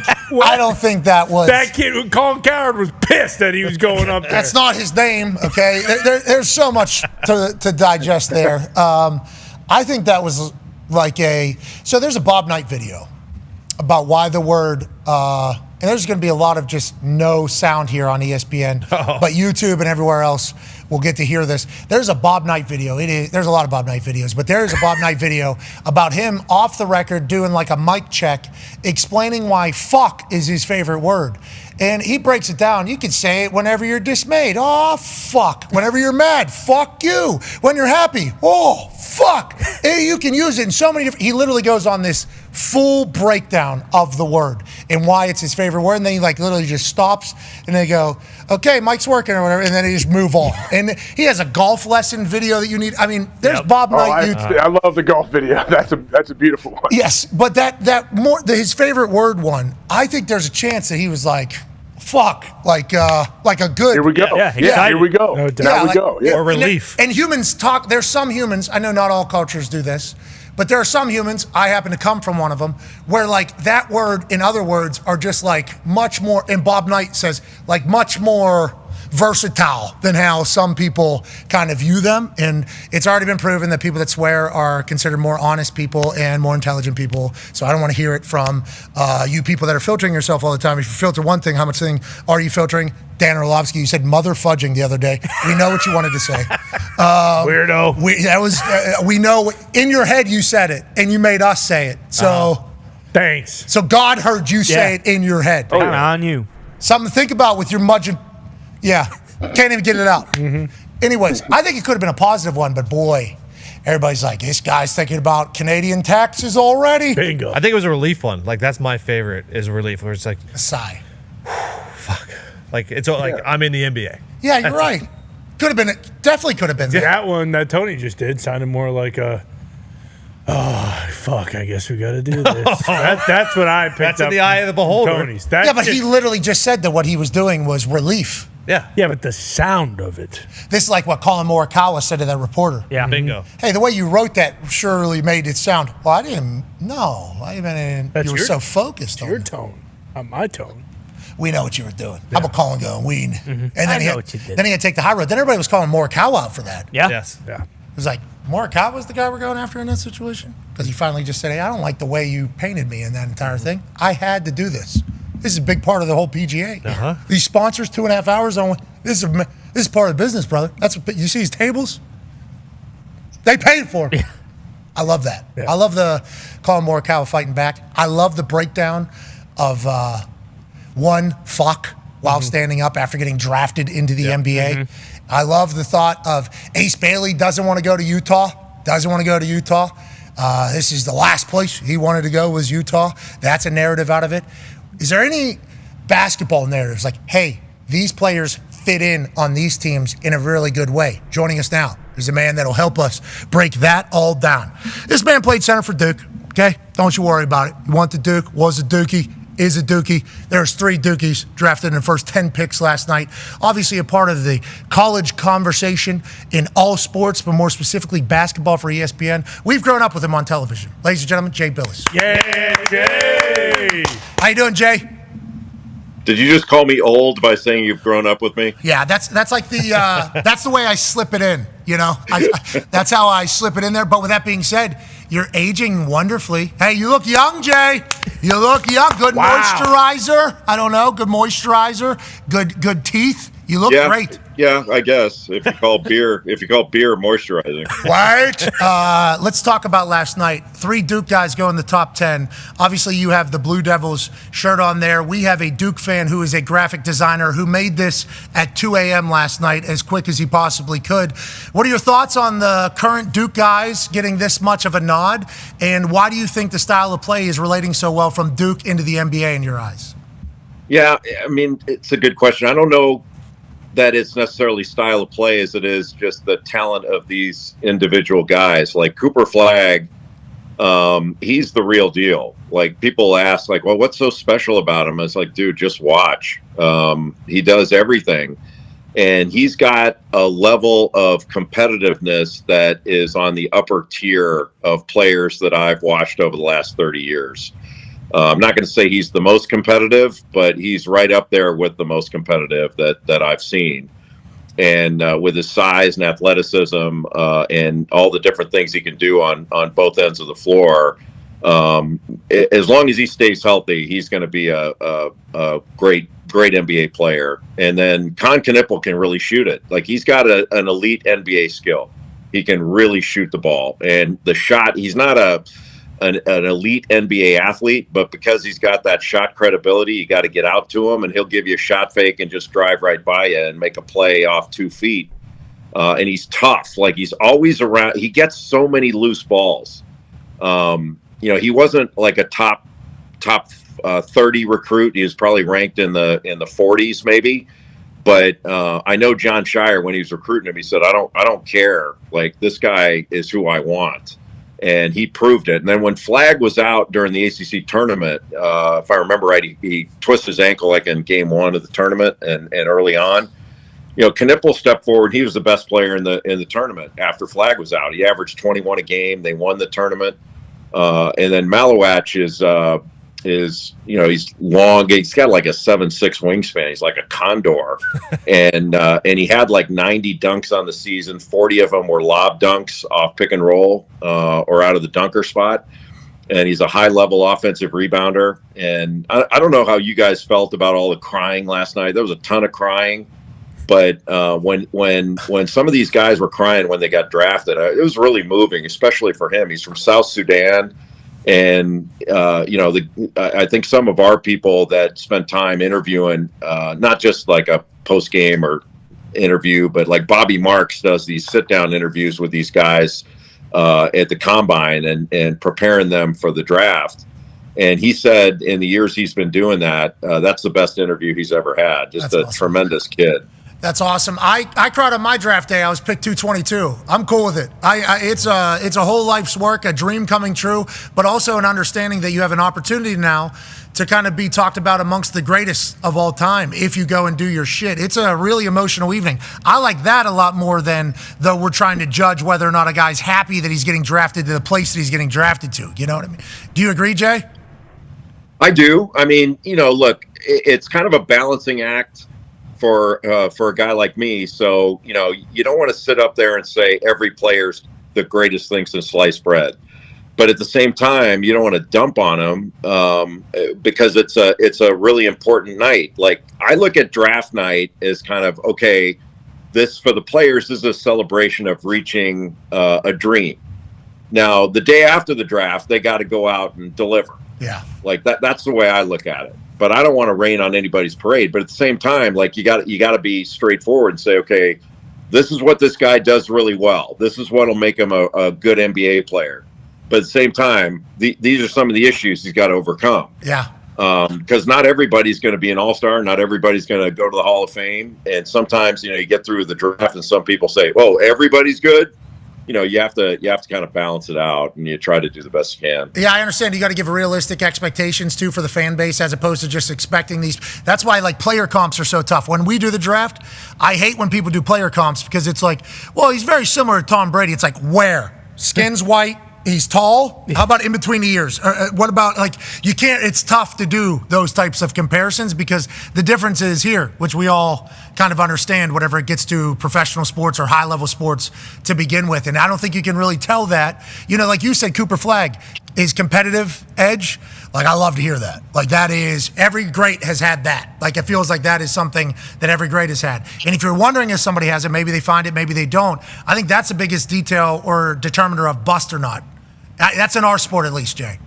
Yeah, no, it's the same. But at least I think it's the same. But, Cooper Flagg's the easy one. My first draft for ESPN was 2003 when LeBron was coming out. And, you knew. That's different. You knew. That didn't take some basketball genius to figure that out.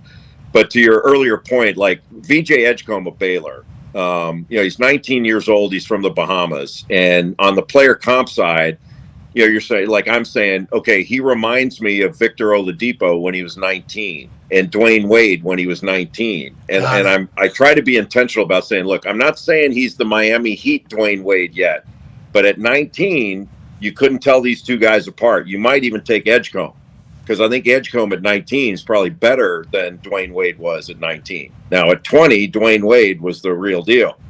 And you were going, man, this guy's going to be really good. But you do the best you can, and most reasonable people will take it the right way, and some people will run with it in the other direction. What are you going to do? You'll get quoted out of context too. I mean, that's life these days. Go ahead, AJ. Yeah, Jay, in the second round, we hear people in the NFL draft, they talk about drafting the best available player on their board. What are these, especially day two now, are these teams trying to find the guy, hey, this is the best talent, or are they trying to find someone that fits in with their team and their scheme and everything that they run?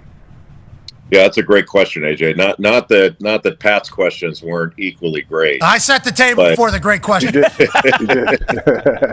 I think if you've got a player you think is the best available, and he's a great asset that you can use not only with your team, or maybe there's value out in the marketplace for him.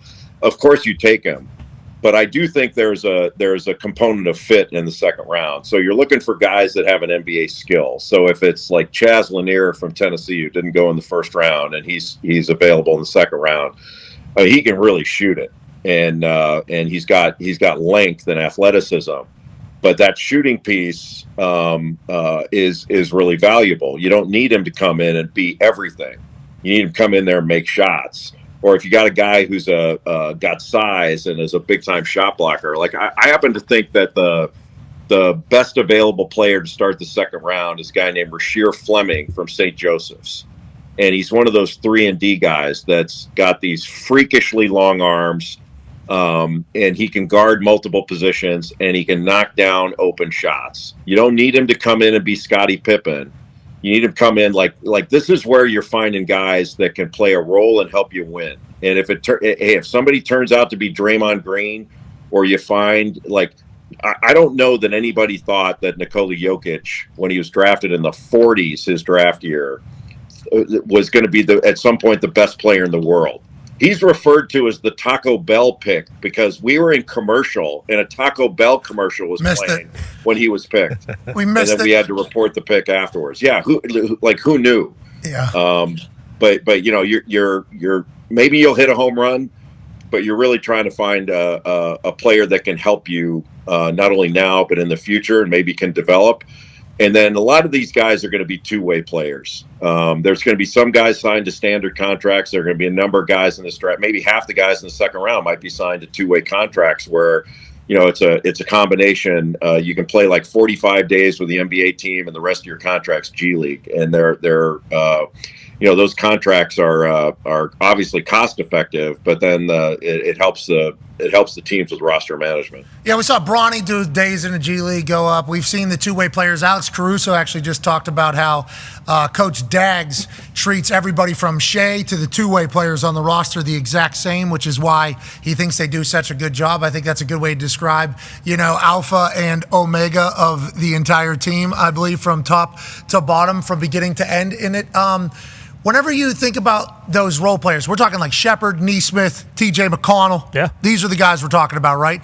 They're more vital than anything, I think, especially if you watch these NBA playoffs. How many of these guys, I don't know if this is a good question, probably it depends draft to draft, percentage of success of guys in these drafts? Because I know like the top always does good. And then there was Are you talking about in the second round, Pat, or just overall? First and second round as a whole. Because I know the top good, but there for a while, everybody from Europe was getting drafted. He'll be over here in 2-3 years. It's I don't even know what that means. What is percentage of hit rate out of the draft? How should we view it? Yeah, I think having a productive NBA career in the first round, you're probably looking at, I would venture to guess, 60-70% that are going to play multiple years and have solid careers at least. In the second round, it's more it's probably flipped the other way, and maybe 30% of the guys do. Okay. There aren't that many spots in the league. You got 15 roster spots plus a couple of two ways. The average, I think the average length of a career is 3 or 4 years. And then you got some of these guys that have played. LeBron's been in the league over 20 years, and KD 16 or 17 years, whatever it is. It's crazy how long these guys play now when they're super talented and how they take care of their bodies. But I don't know, the miss rate, I think is high. And not necessarily miss rate of a player who's going to make the NBA or not. It's not a binary thing. But, sometimes it's amazing how often you're going, I did not see Shai Gilgeous-Alexander. He was taken number 11 when he came out in 18, I think it was. And hands up all that we're saying he's a future MVP. Just didn't see that. And other guys you think are going to be really good, and they turn out to be, they're good, but they don't scratch the greatness level. And, you can sit and try to make ourselves feel better that your sport, you get 4 and 5 years to look at these guys and there are still mistakes made. Basketball, they're 18 and 19. But one thing, to your point about internationals and all that, one thing you're seeing with NIL now, players are not only going to college, they're staying in college longer. So the second round is probably not, I haven't done this with a microscope, but the second round this year is probably not as good as the second round like 2 or 3 years ago, because a lot of second round picks are guys that would have come out 2 or 3 years ago are staying in school because they're going to make way more money to stay in school. So if they're not going to be first round picks, they're staying in. NIL for us is making the later rounds better because there's more players kind of coming out and staying longer. For basketball, it's interesting because they got a lot of – hey, just quick off topic. Connor was going to bring up NIL to you. We had a conversation earlier in the think tank. These Big East teams that don't have a football team really, and with that revenue split, they're going to be – right? Doesn't that feel like quite an advantage with the way this revenue split thing is going? Yeah, I think it puts them in an advantageous position to be able to marshal more resources to acquire better talent. Absolutely. And, that's kind of the thing now is like people are going to have to make decisions. Like this current system with the $20.5 million cap under the House settlement is only going to last for a certain amount of time. Like there's no way this lasts for longer than 4 or 5 years at the most. All this does is give the NCAA a chance it gives them some time to breathe without getting challenged in court so that they can come up with a long-term solution, whether that's collective bargaining. I think that's one option. Try to figure out a way to collectively bargain with the players where you can get to a number that everybody's satisfied with, or go to Congress and basically say to Congress, look, you told us to get our act together. We settled this case. We paid past damages, and we've got this framework. Take this framework of the settlement and make it law so that you can help protect us. But Pat, the one thing I think that maybe people aren't thinking about is if Congress comes in and they're going to limit the players, they're not going to let the coaches make the kind of money they're making. Like they're going to say, all right, you get a cap too now. Like, so, head coach at Alabama, you're not getting $12 million while the players are getting limited. You're going to be limited too, and we're going to limit things across the board and make this a little more sane. I think that's a reasonable possibility that could happen. So many potential lawsuits all the time in that whole thing. They're talking about a commission approving advertising deals. It's like, okay, go ahead and say no to one of those. That's a lawsuit immediately. That's just one. They said there was already 135 things being presented to a commission that I don't even know if they know what they're doing yet. It's like you can't turn down any of those unless they are given the power of law, which... how does that even work in America? I don't even know. I don't even know how long that would take. If you started that today, is that 10 years? Is that how long? Isn't that kind of the way the world works with making laws?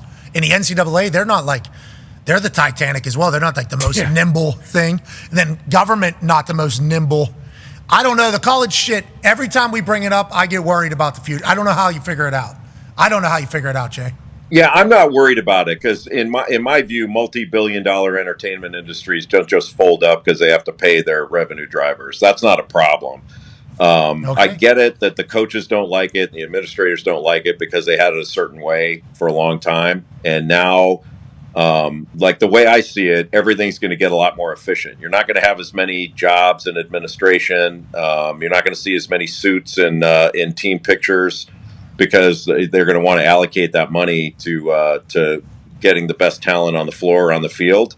So I think that'll shake out a certain way, but I'm not particularly worried about it. They'll figure it out because the amount of money that's being made, nobody wants that train to stop rolling. And with all the complaining, and I get it, but not one game has been canceled and not one check has been late. Everything's rolling along just fine. It's just a little more difficult to keep your roster together. But if you want to keep your players, like if you want to keep players and not have them transfer, then sign them to contracts, put a buyout in the contract. Let's do this like the rest of normal American business. It's really not that difficult. Yeah, so allegedly that is a part of this ruling that just took place in California or whatever for the next 4 to 5 years. Hopefully that's able to settle it. And also a lot of these contracts that are given, who knows if they're ever going to be actually paid. I mean, there's a lot of fraudulent contracts. I mean, that's what I'm talking about is all the bullshit. There's just so much bullshit kind of on the outside of it. The product is so good, to your point. All right, let's get back to the draft.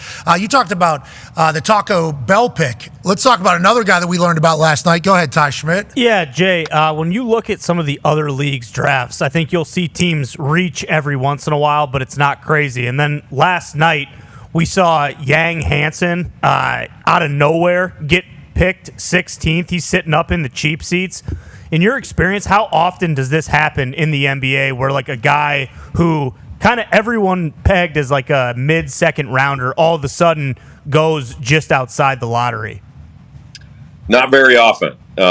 Good question. But I'll go back to the Nikola Jokic thing. So Jokic was drafted in the 40s when he came out of Serbia. And if it had been the same thing where Portland picks him number 16 and he walks out of the stands or he's not even there, we'd probably be left scratching our heads going, wait a minute, I ranked this guy in the 40s. That's a reach. And they probably would have taken some criticism. But they got the guy they wanted, and look who he turned out to be. So my view is if you don't have to give anything up, if it's just this one pick, and you know you want this guy, what difference does it make? Go ahead and get him. Like, why wait and why take the chance that somebody else is going to get him in the meantime? If you're targeting him maybe in the second round where you had him slotted or where most people had him slotted. The one that is more of a head scratcher to me was New Orleans. So New Orleans made a trade to get up to 13. They made a trade with Atlanta to go up and get Derek Queen from Maryland. Big guy and good player. But in order to do that, they had to give up a first-round draft pick next year that's unprotected, which means that pick could turn out to be a top 5 pick. So that's the one you question was how much did you have to give up in order to get it? Like Portland got the guy they wanted, but they didn't have to trade anything to get it. New Orleans had to trade something. And who knows? Like they believe in Derek Queen. They took Jeremiah Fears number 7, and then Queen. So by itself, you're going, hey man, that's a good draft. But then you go, but look what they had to give up to get Derek Queen. Is that worth it? And we're not going to know for a while. But if that turns out next year to be like the number 1 pick, they're going to hear about it. Yes, for sure. And if Derek Queen lives up to what we all, I think you watched him. We got a chance to chat with him. Love his mentality.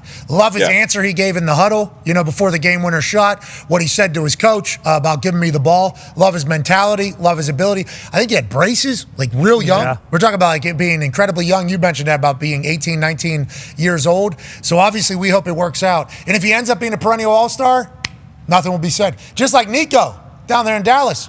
He got murdered. Loud. He was loud about how dumb this guy was. He's trying to tank the Mavericks. This guy's the worst general manager in history. He's got to deal with the league to make the Lakers better. This guy, who's the general manager of the Mavericks. And then all of a sudden, we're looking at the team going into next year. It's like, wait a minute, Nico had a vision here. It seems like they might be able to have a team. And they got a 1.8% chance of winning that lottery. They win it. Maybe Nico's being blessed by the basketball gods.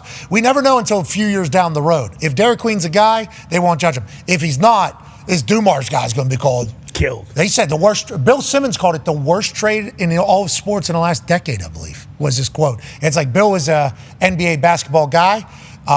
He wasn't the only one saying it. There's a lot. Now, on the complete opposite end of the spectrum, AP Tone has a question for you, Jay. Yeah, Jay, real simple. Did you have a favorite pick from last night? That's a good question. I mean, my favorite pick was Cooper Flagg and Dylan Harper because they're the 2 best players. Wow. I thought OKC, being defending champion, got a good pick. I can't remember. I think it was around 15. They took Thomas Sorber of Georgetown, and he kind of fits their culture perfectly. Like, I don't know how you guys feel about it watching Oklahoma City, but if they don't have the best front office in basketball, there's not a long roll call in that. Like Sam Presti's so smart, and they draft talent, but man, they draft character. And they got a guy in Sorber who's a shot blocker, kind of interior, lane presence, and I think he's got a chance to be very good. But he's going to fit what they do. And I got a chance to do a bunch of NBA games this year, and I loved every second of it. But I loved watching Oklahoma City more than anybody, just because of how hard they play together. And in the way they guard. And to your point earlier, when you're talking to Caruso, who's a great dude, by the way, those guys, they never get too high or too low. And like Mark Daigneault if they win or lose, his whole thing is let's win the off days. Like, we're not going to beat ourselves up over losing, and we're not going to crown ourselves king over winning. What did we learn from the last game is going to make us better in the next one. And I mean, it's a really cool organization, and Sorber, I think, fits their culture really well. Yeah. In fact, it looks like they're going to be good for a while now. That's what it looks like. As somebody that lives in Indianapolis, Indiana, I think they'd say Presti and Pritchard and Bird over here in Indiana, pretty good at putting teams together. First two teams to make the finals without hitting the luxury tax in the history of the luxury tax being implemented. So you're talking about building a team the right way. Now decisions are going to have to be made, though, because once you start winning, that's when, the money goes. So getting a young dog, pivotal to the entire process. Go ahead, AJ. Yeah, Jay, what are your expectations for Cooper Flagg in his rookie season? What do you think it looks like? Is the team going to be successful? Do they have to win for people to look like – I mean, it seems like a lot on this dude's shoulders. Obviously, number one pick, there's high expectations, but people are expecting him to average a triple-double off the jump, I feel like. Well, he'll have some triple doubles. He won't average it because he won't need to. The key for Dallas is going to be, can they get Kyrie Irving back healthy kind of middle of the season? Like, he had an ACL, so he's going to be able to come back from that during the season if everything goes well. And like, Flagg's one of those guys, talking about like, sort of his competitiveness, his mentality. Like, he's not one of those guys that's going to go into a game thinking I'm going to get 25 in this one, or I'm going to get a triple double. He really does think about, I'm going to make the right play. Oh no. Every time. And then he stacks the right play over and over again. And at the end of the game, he may have 25 and 12 rebounds and 6 assists and 3 steals and a couple of blocks. That's kind of the way he's built.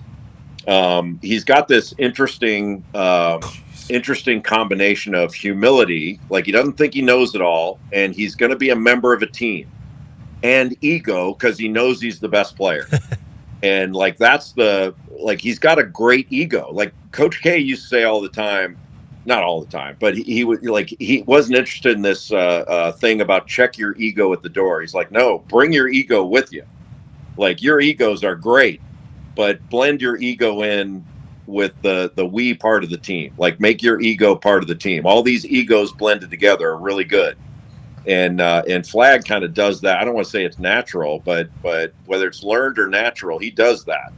And he's a unique dude. And they don't make him that good very often. Not only athletically, skill wise, but his makeup as an athlete. It's really impressive. That ego quote from Coach K makes sense. Why Coach K is Coach K, because that is such a better way to describe it than we don't need any egos, right? It's like every guy that's a professional athlete has an ego. every single one of them. Let's try to get these egos to be rowing in the same direction, as opposed to stealing moxie or confidence from somebody. Cannot wait to watch Cooper. Cannot wait to watch second round of the NBA draft. Are you on it tonight?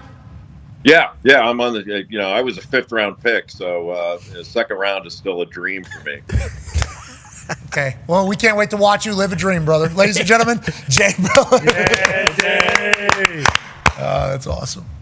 Great skin. He said he drinks beers. Teeth, too. Oh, yeah. I was around him, I think, 2 times. Every time we've had one. I think I've had a jock and diet. He's had a beer. I believe every single time we've seen him. Jay football. I think it is Jay Bilas football. He does game day, obviously. He did game day for a long time, does game day for a long time. Big. So a lot of the same people that do production stuff for football game day also do basketball game day. They say he is a legendarily hilarious person. They say, like, dry. It's all very, but he's always, I guess, great teammate. And then that Coach K quote, awesome, AJ. That's so good. So good. Because it's such like an old cliche thing. Check your ego out the door. Like, especially basketball, you better have an ego, because if you miss the first 3 threes you take, you better continue to put them up. You heard what Q-Rich saying, hey, I'm a shooter. Like, if I miss the first 7, guess what? I'm still shooting 8, 9, and 10 because it's eventually going to go in. Like, you have to have delusional confidence and ego, I think, to play basketball. It's kind of taught to you, I think, like, hey, this is how you're supposed to think, because there's going to become bad days. It's like whenever you're like a kicker. When I was doing my kicking stuff, they would tell stories of previous kickers, after missing, asking to line up again and kick it again. Like, these are like mantras, like, hey, this is how you should be thinking as a kicker. This is the mindset you're going to need to have. If a member of your team bets you that you'll miss, you always double it and say you'll make it. And then, by the way, you make it. That is like kind of the basketball players, shooters more specific. It's like every shot's a best shot. next shot's best shot. Does not matter. Golfers, I think the same exact thing. Especially you, AJ. I mean, AJ has an unflappable positivity whenever it comes to golf.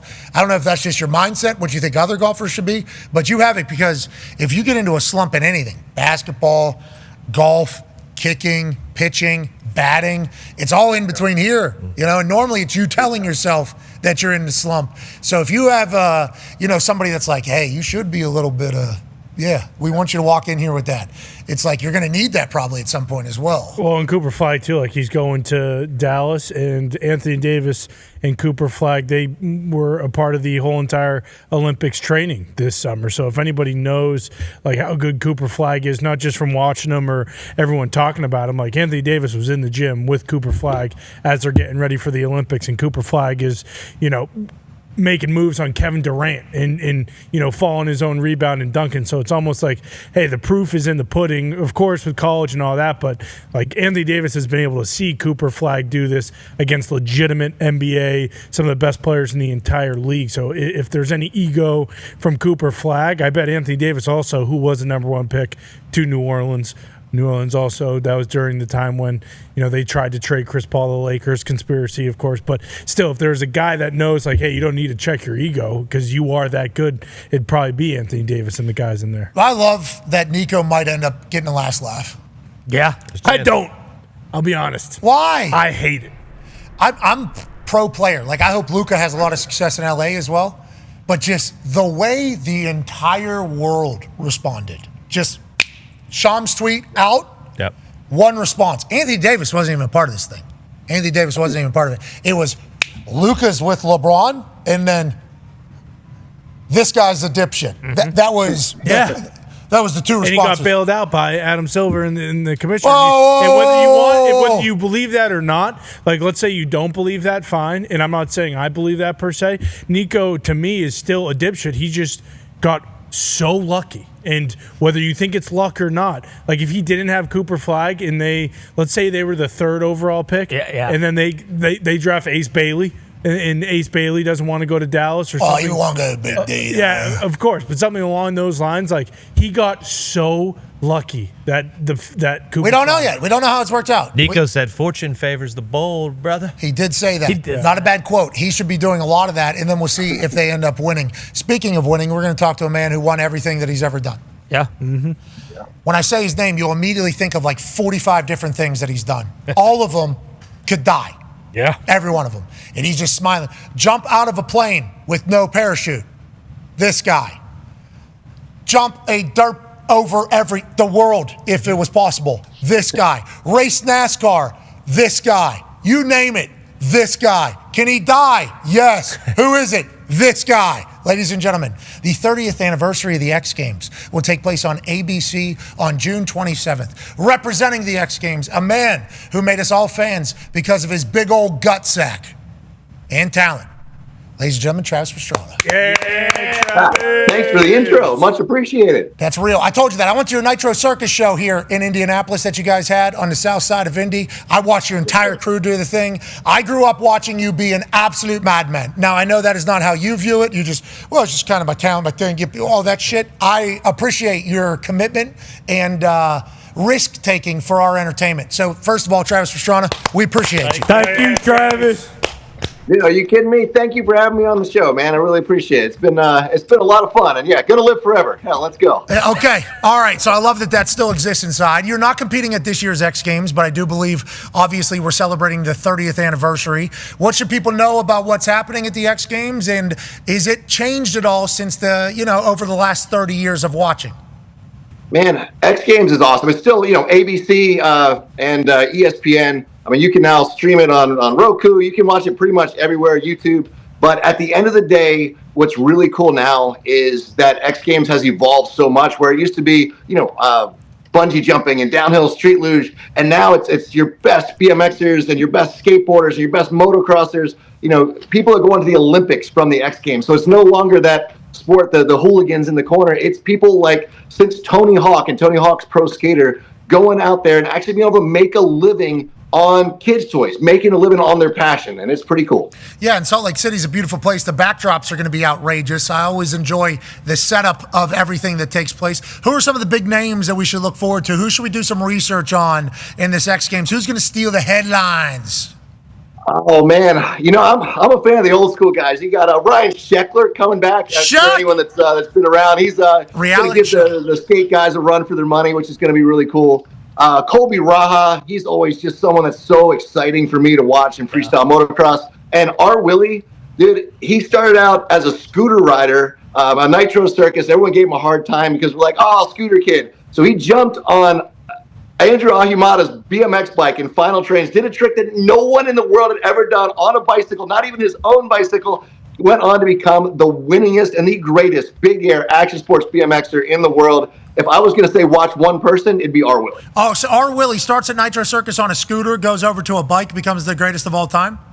Yeah, thank goodness he hadn't gone motorcycles yet. I still got a job over here. Yeah, amen. Sounds like R. Willie could probably do whatever the hell he was willing to do. So on the scooter, he did the backflip on the big thing on Nitro Circus, the big ramp? So R. Willie has done, so the Aussie roll was the biggest trick that I ever did on a motorcycle, 2 backflips and 1 360. So like basically a double cork 1080 for the snowboarders. But the coolest part, R. Willie on his scooter, he did it first, and they did it on a BMX bike too. 3 backflips and a full spin. He does 2 backflips, 2 full spins. It's like full gymnastics, but they do it with style, and it's really amazing to see. So he's been trying basically a double backflip, but not a flare on a half pipe. I want to see if he can get that done this year. Yeah, me too, R. Willie. Let's go. Let's see if we can get that. Yeah. And then I remember Sheckler. Is this him? Is this R. Willie? This is actually R. Willie right here. Boom! That might be in Indianapolis, Indiana right there, that setup. I might have seen that happen live. You had a lot of talent. I mean, I believe there was a man in a wheelchair that did a backflip off the padded ramp on Nitro Circus show. And he landed a double backflip, full twist, Aaron Wheels Fotheringham, spina bifida. The world gave him a wheelchair, and he turned it into an absolute just icon. He started his own sport, wheelchair motocross, man. He's true inspiration. This dude, outrageous. I mean, top of the thing, obviously he zoomed in on the camera, you see it on the thing. Everybody's going crazy.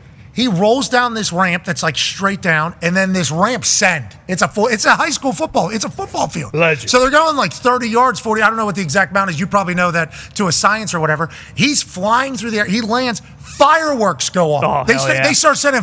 It was the fucking outrage. It was the most outrageous thing.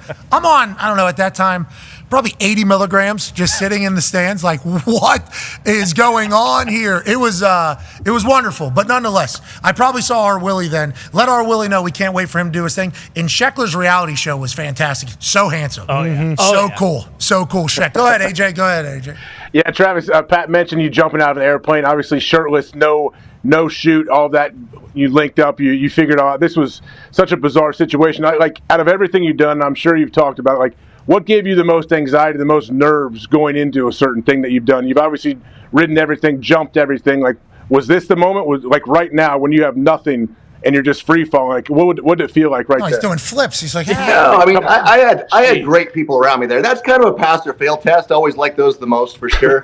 I think anything that you're not prepared for. At the end of the day, when you get to X Games, you have your stuff. You should have it pretty well dialed. And that's what, for me, Nitro Circus is what kind of we started. And like you're talking about, Pat, we used as much safety as possible to make the biggest, most outrageous stuff and the best ways for people to learn. And they're taking it now to the Olympics. They're taking it to snowboards. They're taking it to every other thing. And X Games is kind of that. It's your Olympics of all of action sports. So it's the biggest, the best. And it's really cool kind of, if Nitro Circus went away to try to do the big air of action sports where, we want to see how big the ramps can go, X Games went and said, okay, let's standardize it a little bit. Let's make it so everyone is on an equal playing ground, and let's see who is truly the world's best. So it's kind of like if you take Nitro Circus is what can be done and how can we make it as safe as possible, and X Games is like, okay, you figured out how to do it with your trick ramps and your airbag landings. Let's take it to dirt and let's see who's got the guts to really land it and figure out who's the best overall. I love that. I love the evolution here of extreme sports. And what was that? You guys had that padded landing. What was it? You used to have to get a crane to get your bike out of it. What was it? Yeah, so we started with the foam pit. we realized that foam as a petroleum product is actually flammable, so we went to airbags after that, which doesn't catch on fire with You just said easily. the airbag pit there. So what do? You just have a massive airbag like the stunt people do that are jumping out of there, and you just jump your bikes onto? So over the past 20 years, the evolution of airbags, we use like this company called Bag Jump, and we're like, hey, what if we so when Josh Sheehan came out here to learn a triple backflip on a dirt bike, he's going over 100 feet high, right? And you're like, okay, if you mess this up, it's not life or death metaphorically, it is life or death. And Josh was, he was actually pissed in blood and broke a couple ribs and knocked himself out just going to the flat bag. He said, can we get a bag that's on the same incline as the down ramp? So when we make this wood or metal or dirt or whatever we're going to do, he's like, I need to know that I'm spot on. And we've just taken every step that we can, and it's always going to be dangerous. It's never going to have a reset button. But at the same time, how can we keep everyone to be able to, especially during the shows, how can we get the guys to do and girls to do the biggest stunts night after night? And yeah, it still hurts. It still sucks. But to be able to get back up and try it again. And I feel like that's the evolution since our day, riding, BMX bikes and setting up wooden ramps in the backyard and doing it to concrete. We figured out a way to go way bigger, way more spectacular, but it's not the Evel Knievel, yeah, let's see, that's, we're good, let's send it. Yeah, a little bit more information. Feels like science has gotten involved. I think there was pad on the ramp as well, but it wasn't like enough pad that it slowed you down. Because like that's also a massive deceleration, not great. I don't think so either in all this shit. I mean, you got to measure it all out. I love that we've gone full circle on like the crash pads. Well, the one was flammable. So turned out like, yeah, the crash landing, not good. Fire, much worse. We've had to move along. I appreciate that you're a guinea pig for an entire thing of sports. With that being said, we are a little bit older. Ty has a question for you. Yeah, Travis, you just talked about the inherent danger with like everything that you do, but as you've gotten older, obviously you're married, you have kids now. Are there certain things where you're just like, hey, guess what? The juice just isn't worth the squeeze doing this type of stuff anymore because I am getting older? Or are you going to basically continue to do this type of shit until you're physically not able to? Risk versus reward, sir. It always changes. And there's a lot of stuff that I don't regret doing anything because it built the person that I am today. But there's a lot of stuff you look back when my dad, I'm like, man, hindsight's 20/20. He's like, I could have told you exactly what was going to happen before you hit that ramp, you idiot. So it's been a fun ride. And now my goal is actually kind of safety for the next generation. It's just say, how can we get the most amount of people? I mean, there was a girl, so she went to a Nitro Circus show in England in the O2 Arena. And she reached out to my wife on social media, who's, she's actually, my wife's skating right now in the she shed. It's got a half pipe in the background. So it's an action sports family. But this girl, Olivia, from England, saw a Nitro Circus show, reached out to my wife on social media and says, I want to be the first girl to ever do a backflip on a dirt bike. Fast forward 3 years, she's kept in touch with my wife. She comes out, and at 11 years old, she lands here at my house, Pastrana land, or whatever you call it. She did a backflip on a dirt bike at 11-year-old. I mean, you can imagine Carey Hart. He is now married to a rock star for crashing a backflip in the 2001 X Games. And you have an 11-year-old girl that can reach out and figure out a way to safely make that progression now. And that's been such an honor and a privilege to be in a position to kind of help. And yes, it is dangerous. Yes, there are many things that can go wrong. But for people that have the passion, that want to do this stuff, let's make it as safe as possible, and let's help everyone kind of get to their goals no matter where you are in life. And I think now with all of the internet and the social media and everything, if you truly are working hard, if you are dedicated, if you are doing something that no one else is doing, you'll be found. And it's pretty cool. Hell yeah, that's good. That's good speech right there about life, not just extreme sports. Pastrana Land, you said whatever you call it. Is that what you call it? It sounds like that's what you call it. Sounds like a great place. No, that's what everyone else calls it. I just call it home. In my head, in my head, I just see like perches for things that get jumped off. I see like the Pastrana Land. There's a helicopter, I think, probably somewhere around there. Maybe the shipping container that people blast their shoulders off of when you don't hit the foam pit. I remember that. Boom. Yeah. Airbags everywhere. Yeah. We got an eyes on Pastrana Land here. Actually, guy just missed the entire pit. Yep. There's a racetrack, obviously. We got that. That's the pit I'm talking about. Oh, we're taking beers mid-air. Oh, sounds like a good slide. Yeah, that's exactly what I thought Pastrana Land would be. Yeah, I do appreciate that. So now my wife we just got the she shed put up because we're getting older, so it's now has air conditioned heater. We got the gym in there, my office over top for like doing whatever whatever I do. And Lindsay actually is skating right now. There's like 20 people over there. I was just actually upside down in a vehicle. I don't crash very often, but we got a lot of rain, and someone was like, "Oh, hit the big jumps." I was like, "Yeah, sure." And literally, that's why I'm here in this and not in my studio that's up there, because I was just flipping back over a vehicle that was stuck under the mud, literally like 30 seconds before I got on here. So, yeah, life hasn't changed much. Thanks for having me on. This is it's been a great experience. Wow. That was a great fucking close to that. We're still live. Perfect. We are no longer live on ESPN. We are still live on YouTube, ESPN Plus, Disney Plus, and maybe TikTok Live. They take us down every other day. But like you nailing the out there, because you saw the countdown on the screen, obviously. You saw that? Okay. Nice. How many concussions do you think you've suffered, documented? On film, like out cold for more than a few seconds, I've had at least probably 30 on film. Okay, so that's 30 concussions. Hold on. Broken bones now, broken bone, let alone all the other concussions. I mean, I know there's probably others that you haven't just been on film, knocked out for numerous seconds. How about the broken bones? Is that a tough one? It sounds like you said it's a tough one. It's a tough one to answer, because say you have 40 fractures over 7 bones, but it's one injury. Is like, do you count every fracture? I mean, like, so I shattered my hip and pelvis. I don't know what that means or how many broken bones. Like I did tailbone, back, multiple, like the pelvis was shattered, ended up with a new hip.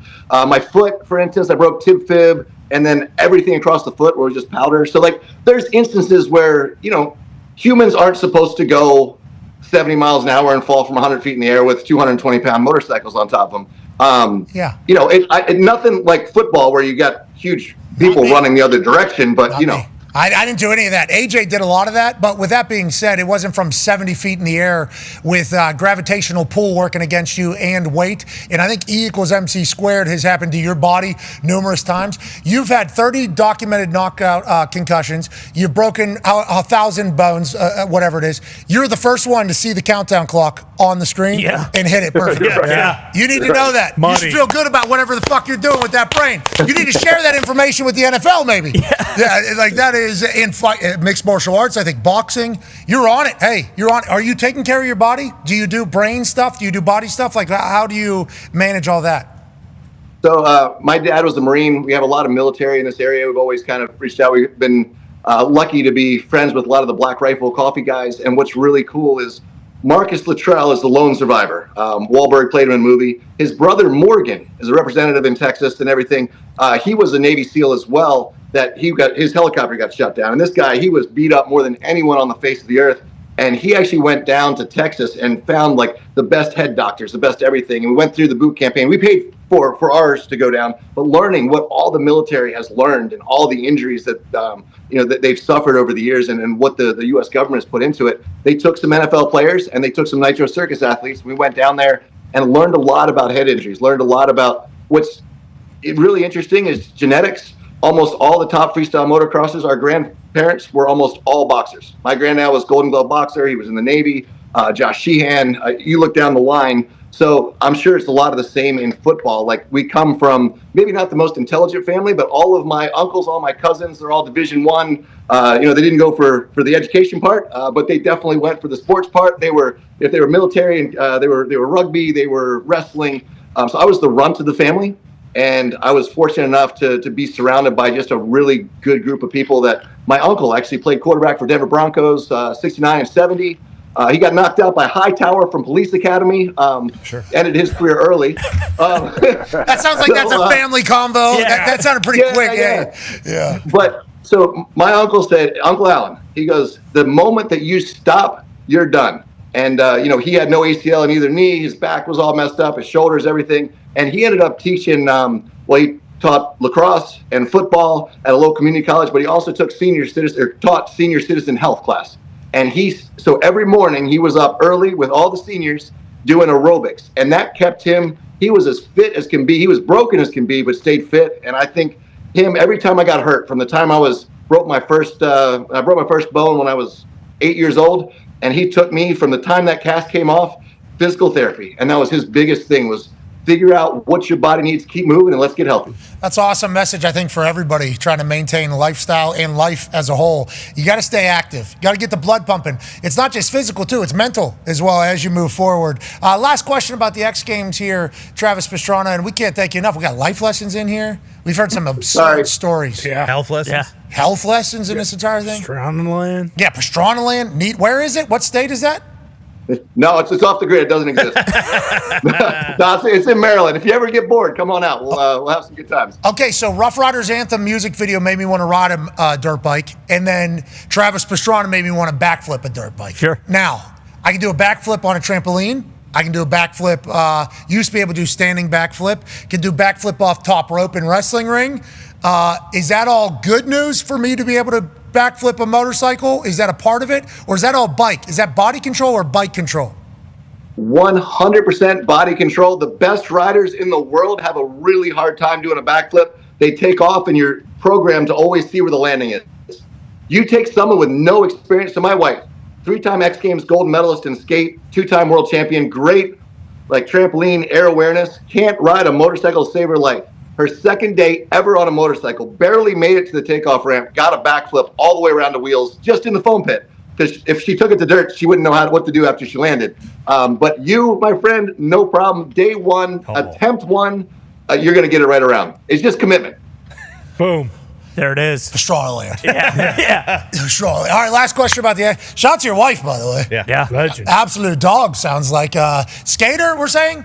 Is that what we said? Gator, yeah, I got really lucky for sure. She was actually in the last Tony Hawk Pro Skater, and yeah, I said so. She won her first X Games gold medal when she was 14 years old. So definitely lucked out. She's a badass and definitely an awesome mom as well. Pastrana land. Pastrana land. Yeah, That's what it sounds like. Tone has a question for you. Yeah, Travis, you, Shaun White, Tony Hawk are all legends of the X Games, but I saw Sal Masekela's back hosting for 2025. What does Sal mean for the entire X Games community and all those sports, and that he's hosting and has been there for so long?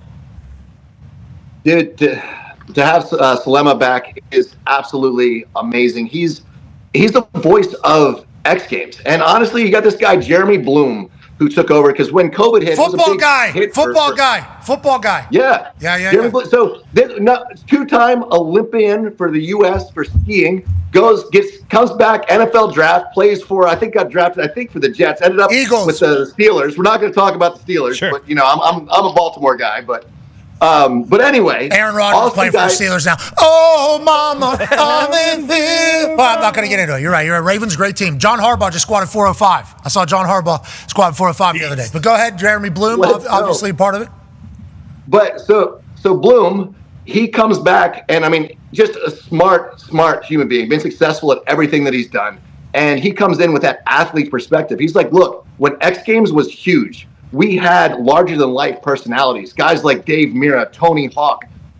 You had even Ryan Sheckler a little bit later, Mike Metzger, Mad Mike Jones. Like everybody was this character. Brian Deegan, Metal Militia, and he's like, we're going to come back and we're going to give these athletes a place to grow their brands. He goes, instead of thinking about how we can make the event better, how can we make the athletes bigger? How can we find more talent? How can we make it more accessible? And I think this is going to be the start of a new generation of X Games. And, I'm just so excited to see where it goes. I'm Nitro Circus. We're kind of like the big air, not sideshow, but we tried to do the newest stuff. And Bloom's reaching out saying, okay, how can we safely merge this to where you guys can be the crazy shenanigans over here that are pushing this culture, and let's build these athletes together, and let's see how we can make these men and women actually make them a good living by doing what they love and traveling the world with their friends. Great brand. X Games is a great brand. Always has been. For our generation, shout out to Bloom. Understanding the opportunity, earning the opportunity, and now I can't wait to see what he does with it. Football god. Mm-hmm. Yeah. And he was returner, right? I think, if I recall. Yes. And he was receiver a little bit, but yeah, punt returner. I think he was returner. That's how I think. And I think I've been at maybe a function or two with old Bloom. I remember, great dude, great athlete, obviously, sound businessman. And if he's bringing Sal Masekela back, he knows what he's doing. Yeah. In my eyes, I think he knows what he's doing. And also partnering with you. We appreciate the hell out of you, Travis. Stay safe, dude. I'll do my best. Hey, you guys too. I want to see you out backflipping. All you guys, come on out to Pastrana Land one day. Okay, do you have good internet there? Yeah? We can get it. Okay, that sounds like a no. All right, yeah, sweet. Leave it, man. Ladies and gentlemen, Travis Pastrana. Yeah, Travis. We can figure that out. Okay, we got fucking 14 ramps around here. We build things around here. Yeah, we can get a Starlink plugged in here. Yeah, we can certainly do. How about that aerial shot of Pastrana land? Got a racetrack over here. Got a fucking barn over here. Got a skate ramp over here. You got a jumping pad over here. I used to watch a lot of the Nitro Circus stuff in Travis Pastrana in the X Games. That was great times. Summer, just say, what are these fucking psychos gonna do? Yeah, it's perfect. Legit. It was like, what are they? He's always so juiced too. Like it's unbelievable the amount of injuries that dude is. A fake hip. I don't know how many fake body parts he has, but like the fact that he can walk still and he's always so juiced and so pumped about whatever he is doing. That's why he's so fun. I was trying to contemplate on whether or not we bring this up and ask him if this is actually his X-ray or if somebody just made this up. But it would make sense. Probably. It makes sense. They obviously got one thing wrong. We know that there's a... We know it's Travis Pastrana. Yeah, he's got Pastrana land. We know third leg. Like Brock had that in. Got pastrami between his legs. He is a beast. Thank you to him for committing so many dangerous acts for our entertainment. It was literally my generation. That is what it is. I've seen this guy do everything. How about him just jumping over to NASCAR, too? I think he just ran over there.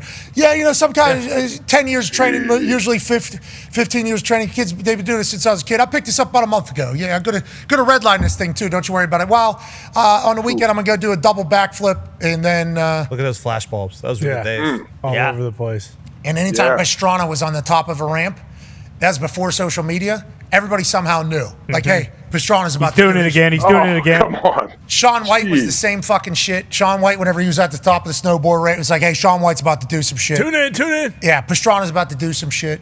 And now he's got Pastrana land. That's why he's the GOAT. Tony Hawk, he's still just handing out skateboards. Do a kickflip. Yeah. Yep. Handing out skateboards. His documentary is unbelievable. Yeah, great story. Yeah. About how much work he put in as a kid. He was a little boy, he was the guy. Yeah, dog. Yeah, they're talking about him being when he was 6-7 years old. Yeah, and then like through the video game era and like how when he was, 2022, skateboarding just fell off a cliff. And so like him and a couple other guys were doing it, and then the X Games started and they were like the belle of the ball. And then Tony Hawk, pro skater, I don't know how much money he made off of that. He goes into it about how they approached him to make a video game. He said sure, basically doesn't hear anything, but the game starts blowing up, blah blah blah. Couple years into the game, he gets like called into the PlayStation's office or whoever created the video game, and they just like slid him a check for $10 million. And he was like, "Thank you, buddy." Yeah. What the fuck? Holy shit! Thank you. Yeah, this is good. Good for them. That was a different era. I think Jeremy Bloom though has the right idea. We need to make stars competing against each other, not just the competitions themselves. Now, for the Olympics, I'll turn on the free skate, to represent for America and all that shit. What they're doing in the street skate or whatever, open, Jagger Eaton, dog, young Jagger Eaton, absolute dog. Like I'll watch that, but I think for the X Games, it is the Meta Militia. The people. Remember Meta Militia? They were taking on. There was another group. Yeah. What was that other group? The guys were like they were like you knew. I don't know. I could name 10, 20 different like athletes in the X Games back in the day when I was watching like in high school. Yeah, he talked about Pink's husband, I think. Yeah, Carrie Hart. Yeah, I was almost going to start singing a Pink song about her boyfriend being a rock star, because I think that is a song. But I think the next couple lyrics aren't the best. Sure.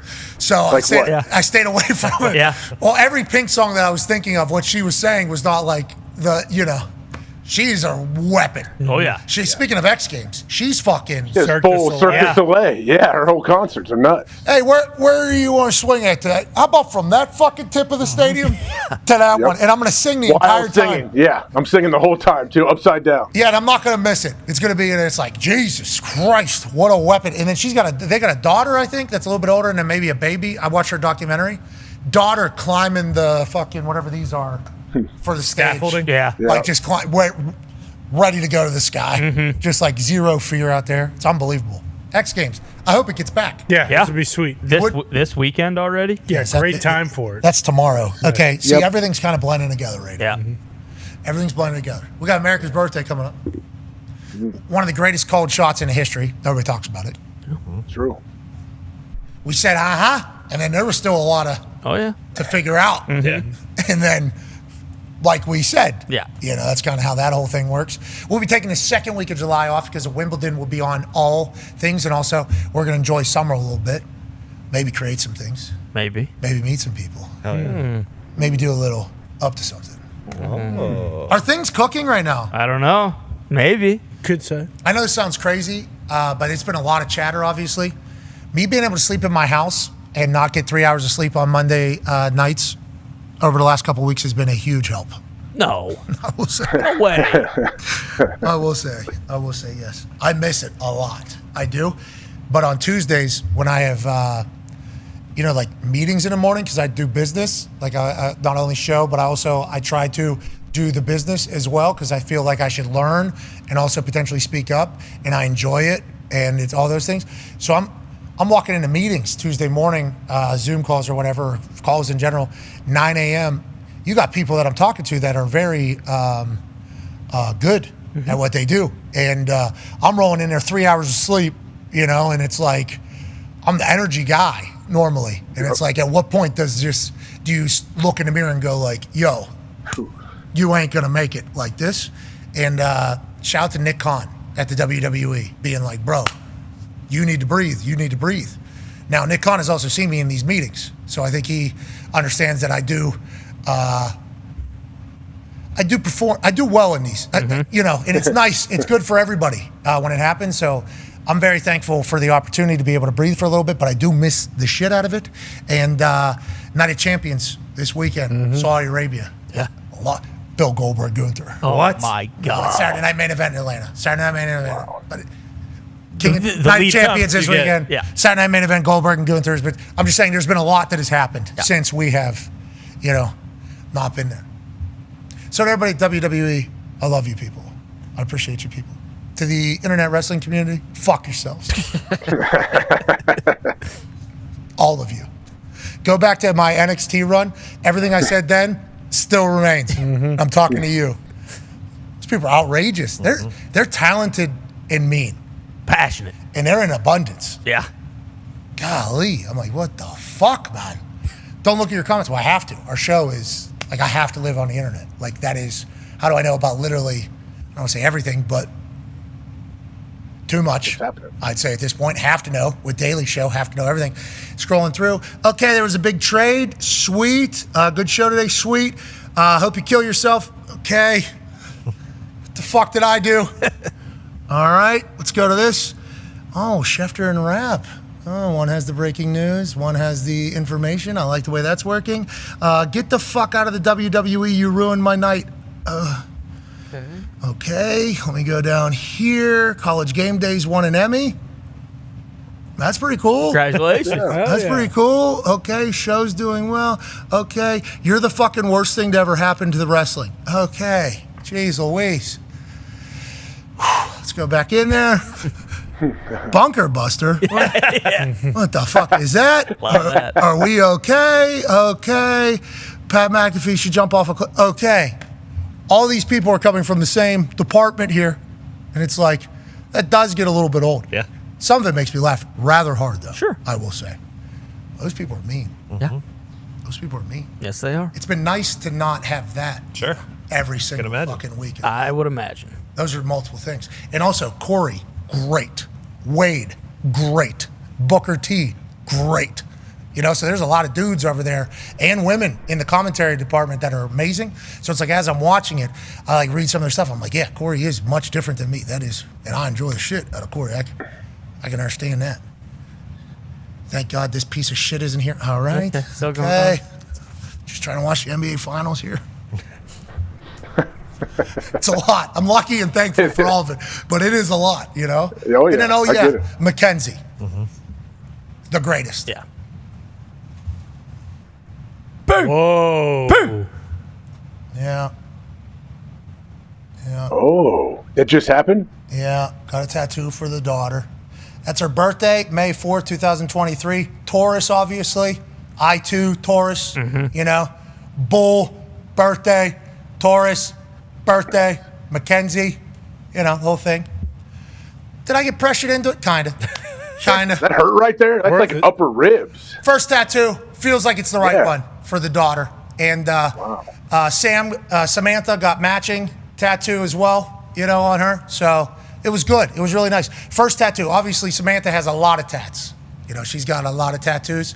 So I am the soft one of the household because I've never, I've signed up to get a tattoo before. I've sat down and then I've been told how long it was going to be and I couldn't move and it was going to hurt. And I said, all right, don't think I want that on my body anyways. Yep. I've gone up and left 3 times that has happened. 3 times in my life I've done that. This one sat down for the daughter. Yeah, this is what I want on my body. Go ahead and make it happen. It's a cool thing. Yes, it did hurt though. There was moments, I no-sold it. No-sold it. Yep. For sure. I was around a lot of tattoo people were there.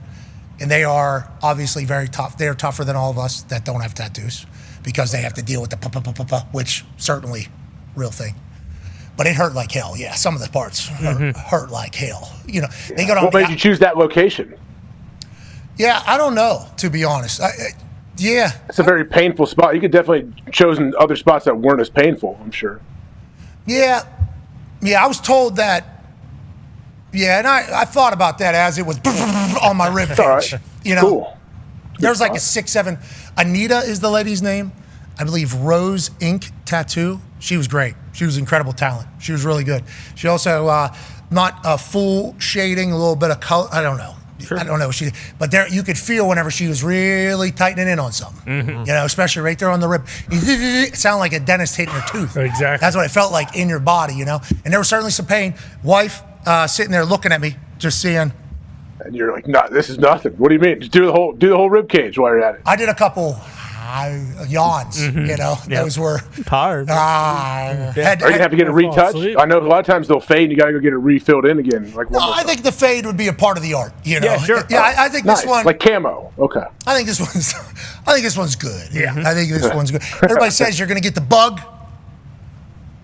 You guys come up with another Mackenzie McAfee sweet tattoo, I will. Sure. I will certainly dive back in there. And if I do, that lady who did it, shout out to Anita. She was great. But yeah, I had to lay there for 40 minutes, 45 minutes, AirPods in. A lot of this. Sure. With the leg. Like I come out. I stand for this show. I mean, people that host talk shows do not stand. They sit. That is literally what they do. I can't sit. Like I'll either fall asleep. Okay, that is a real thing that could happen. If I sit down too long here during the show, I'm sure people notice it at home. I start to get really bored, I really start to zone out.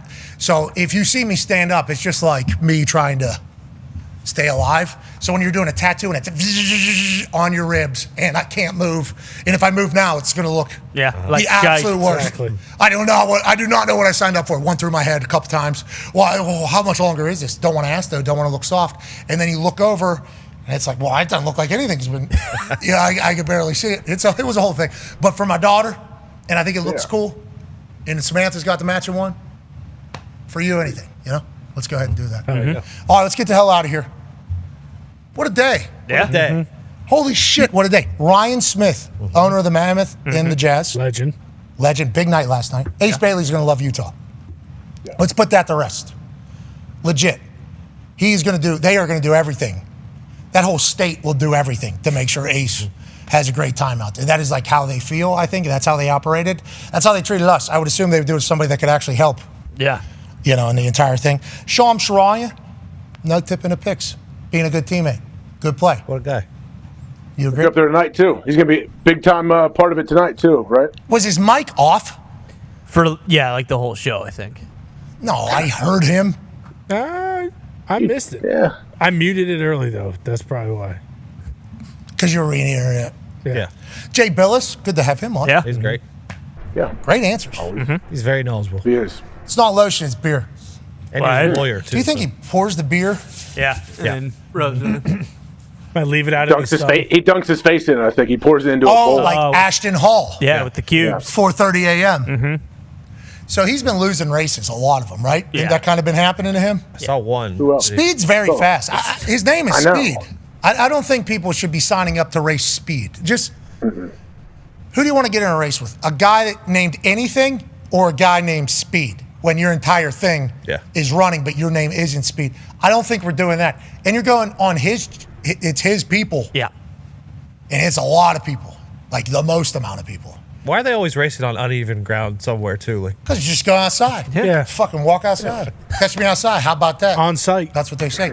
He's so explosive. His backflips out of nowhere, you just watch the explosion. Like, poof, holy fuck, what an athlete. I wonder what sports he played before he just said, I'm going to make hundreds of millions of dollars being a streamer of my everyday life. Legit. Yeah. And I'm going to become the mayor of or the president of a country. I don't remember what it was when the entire country showed up for him.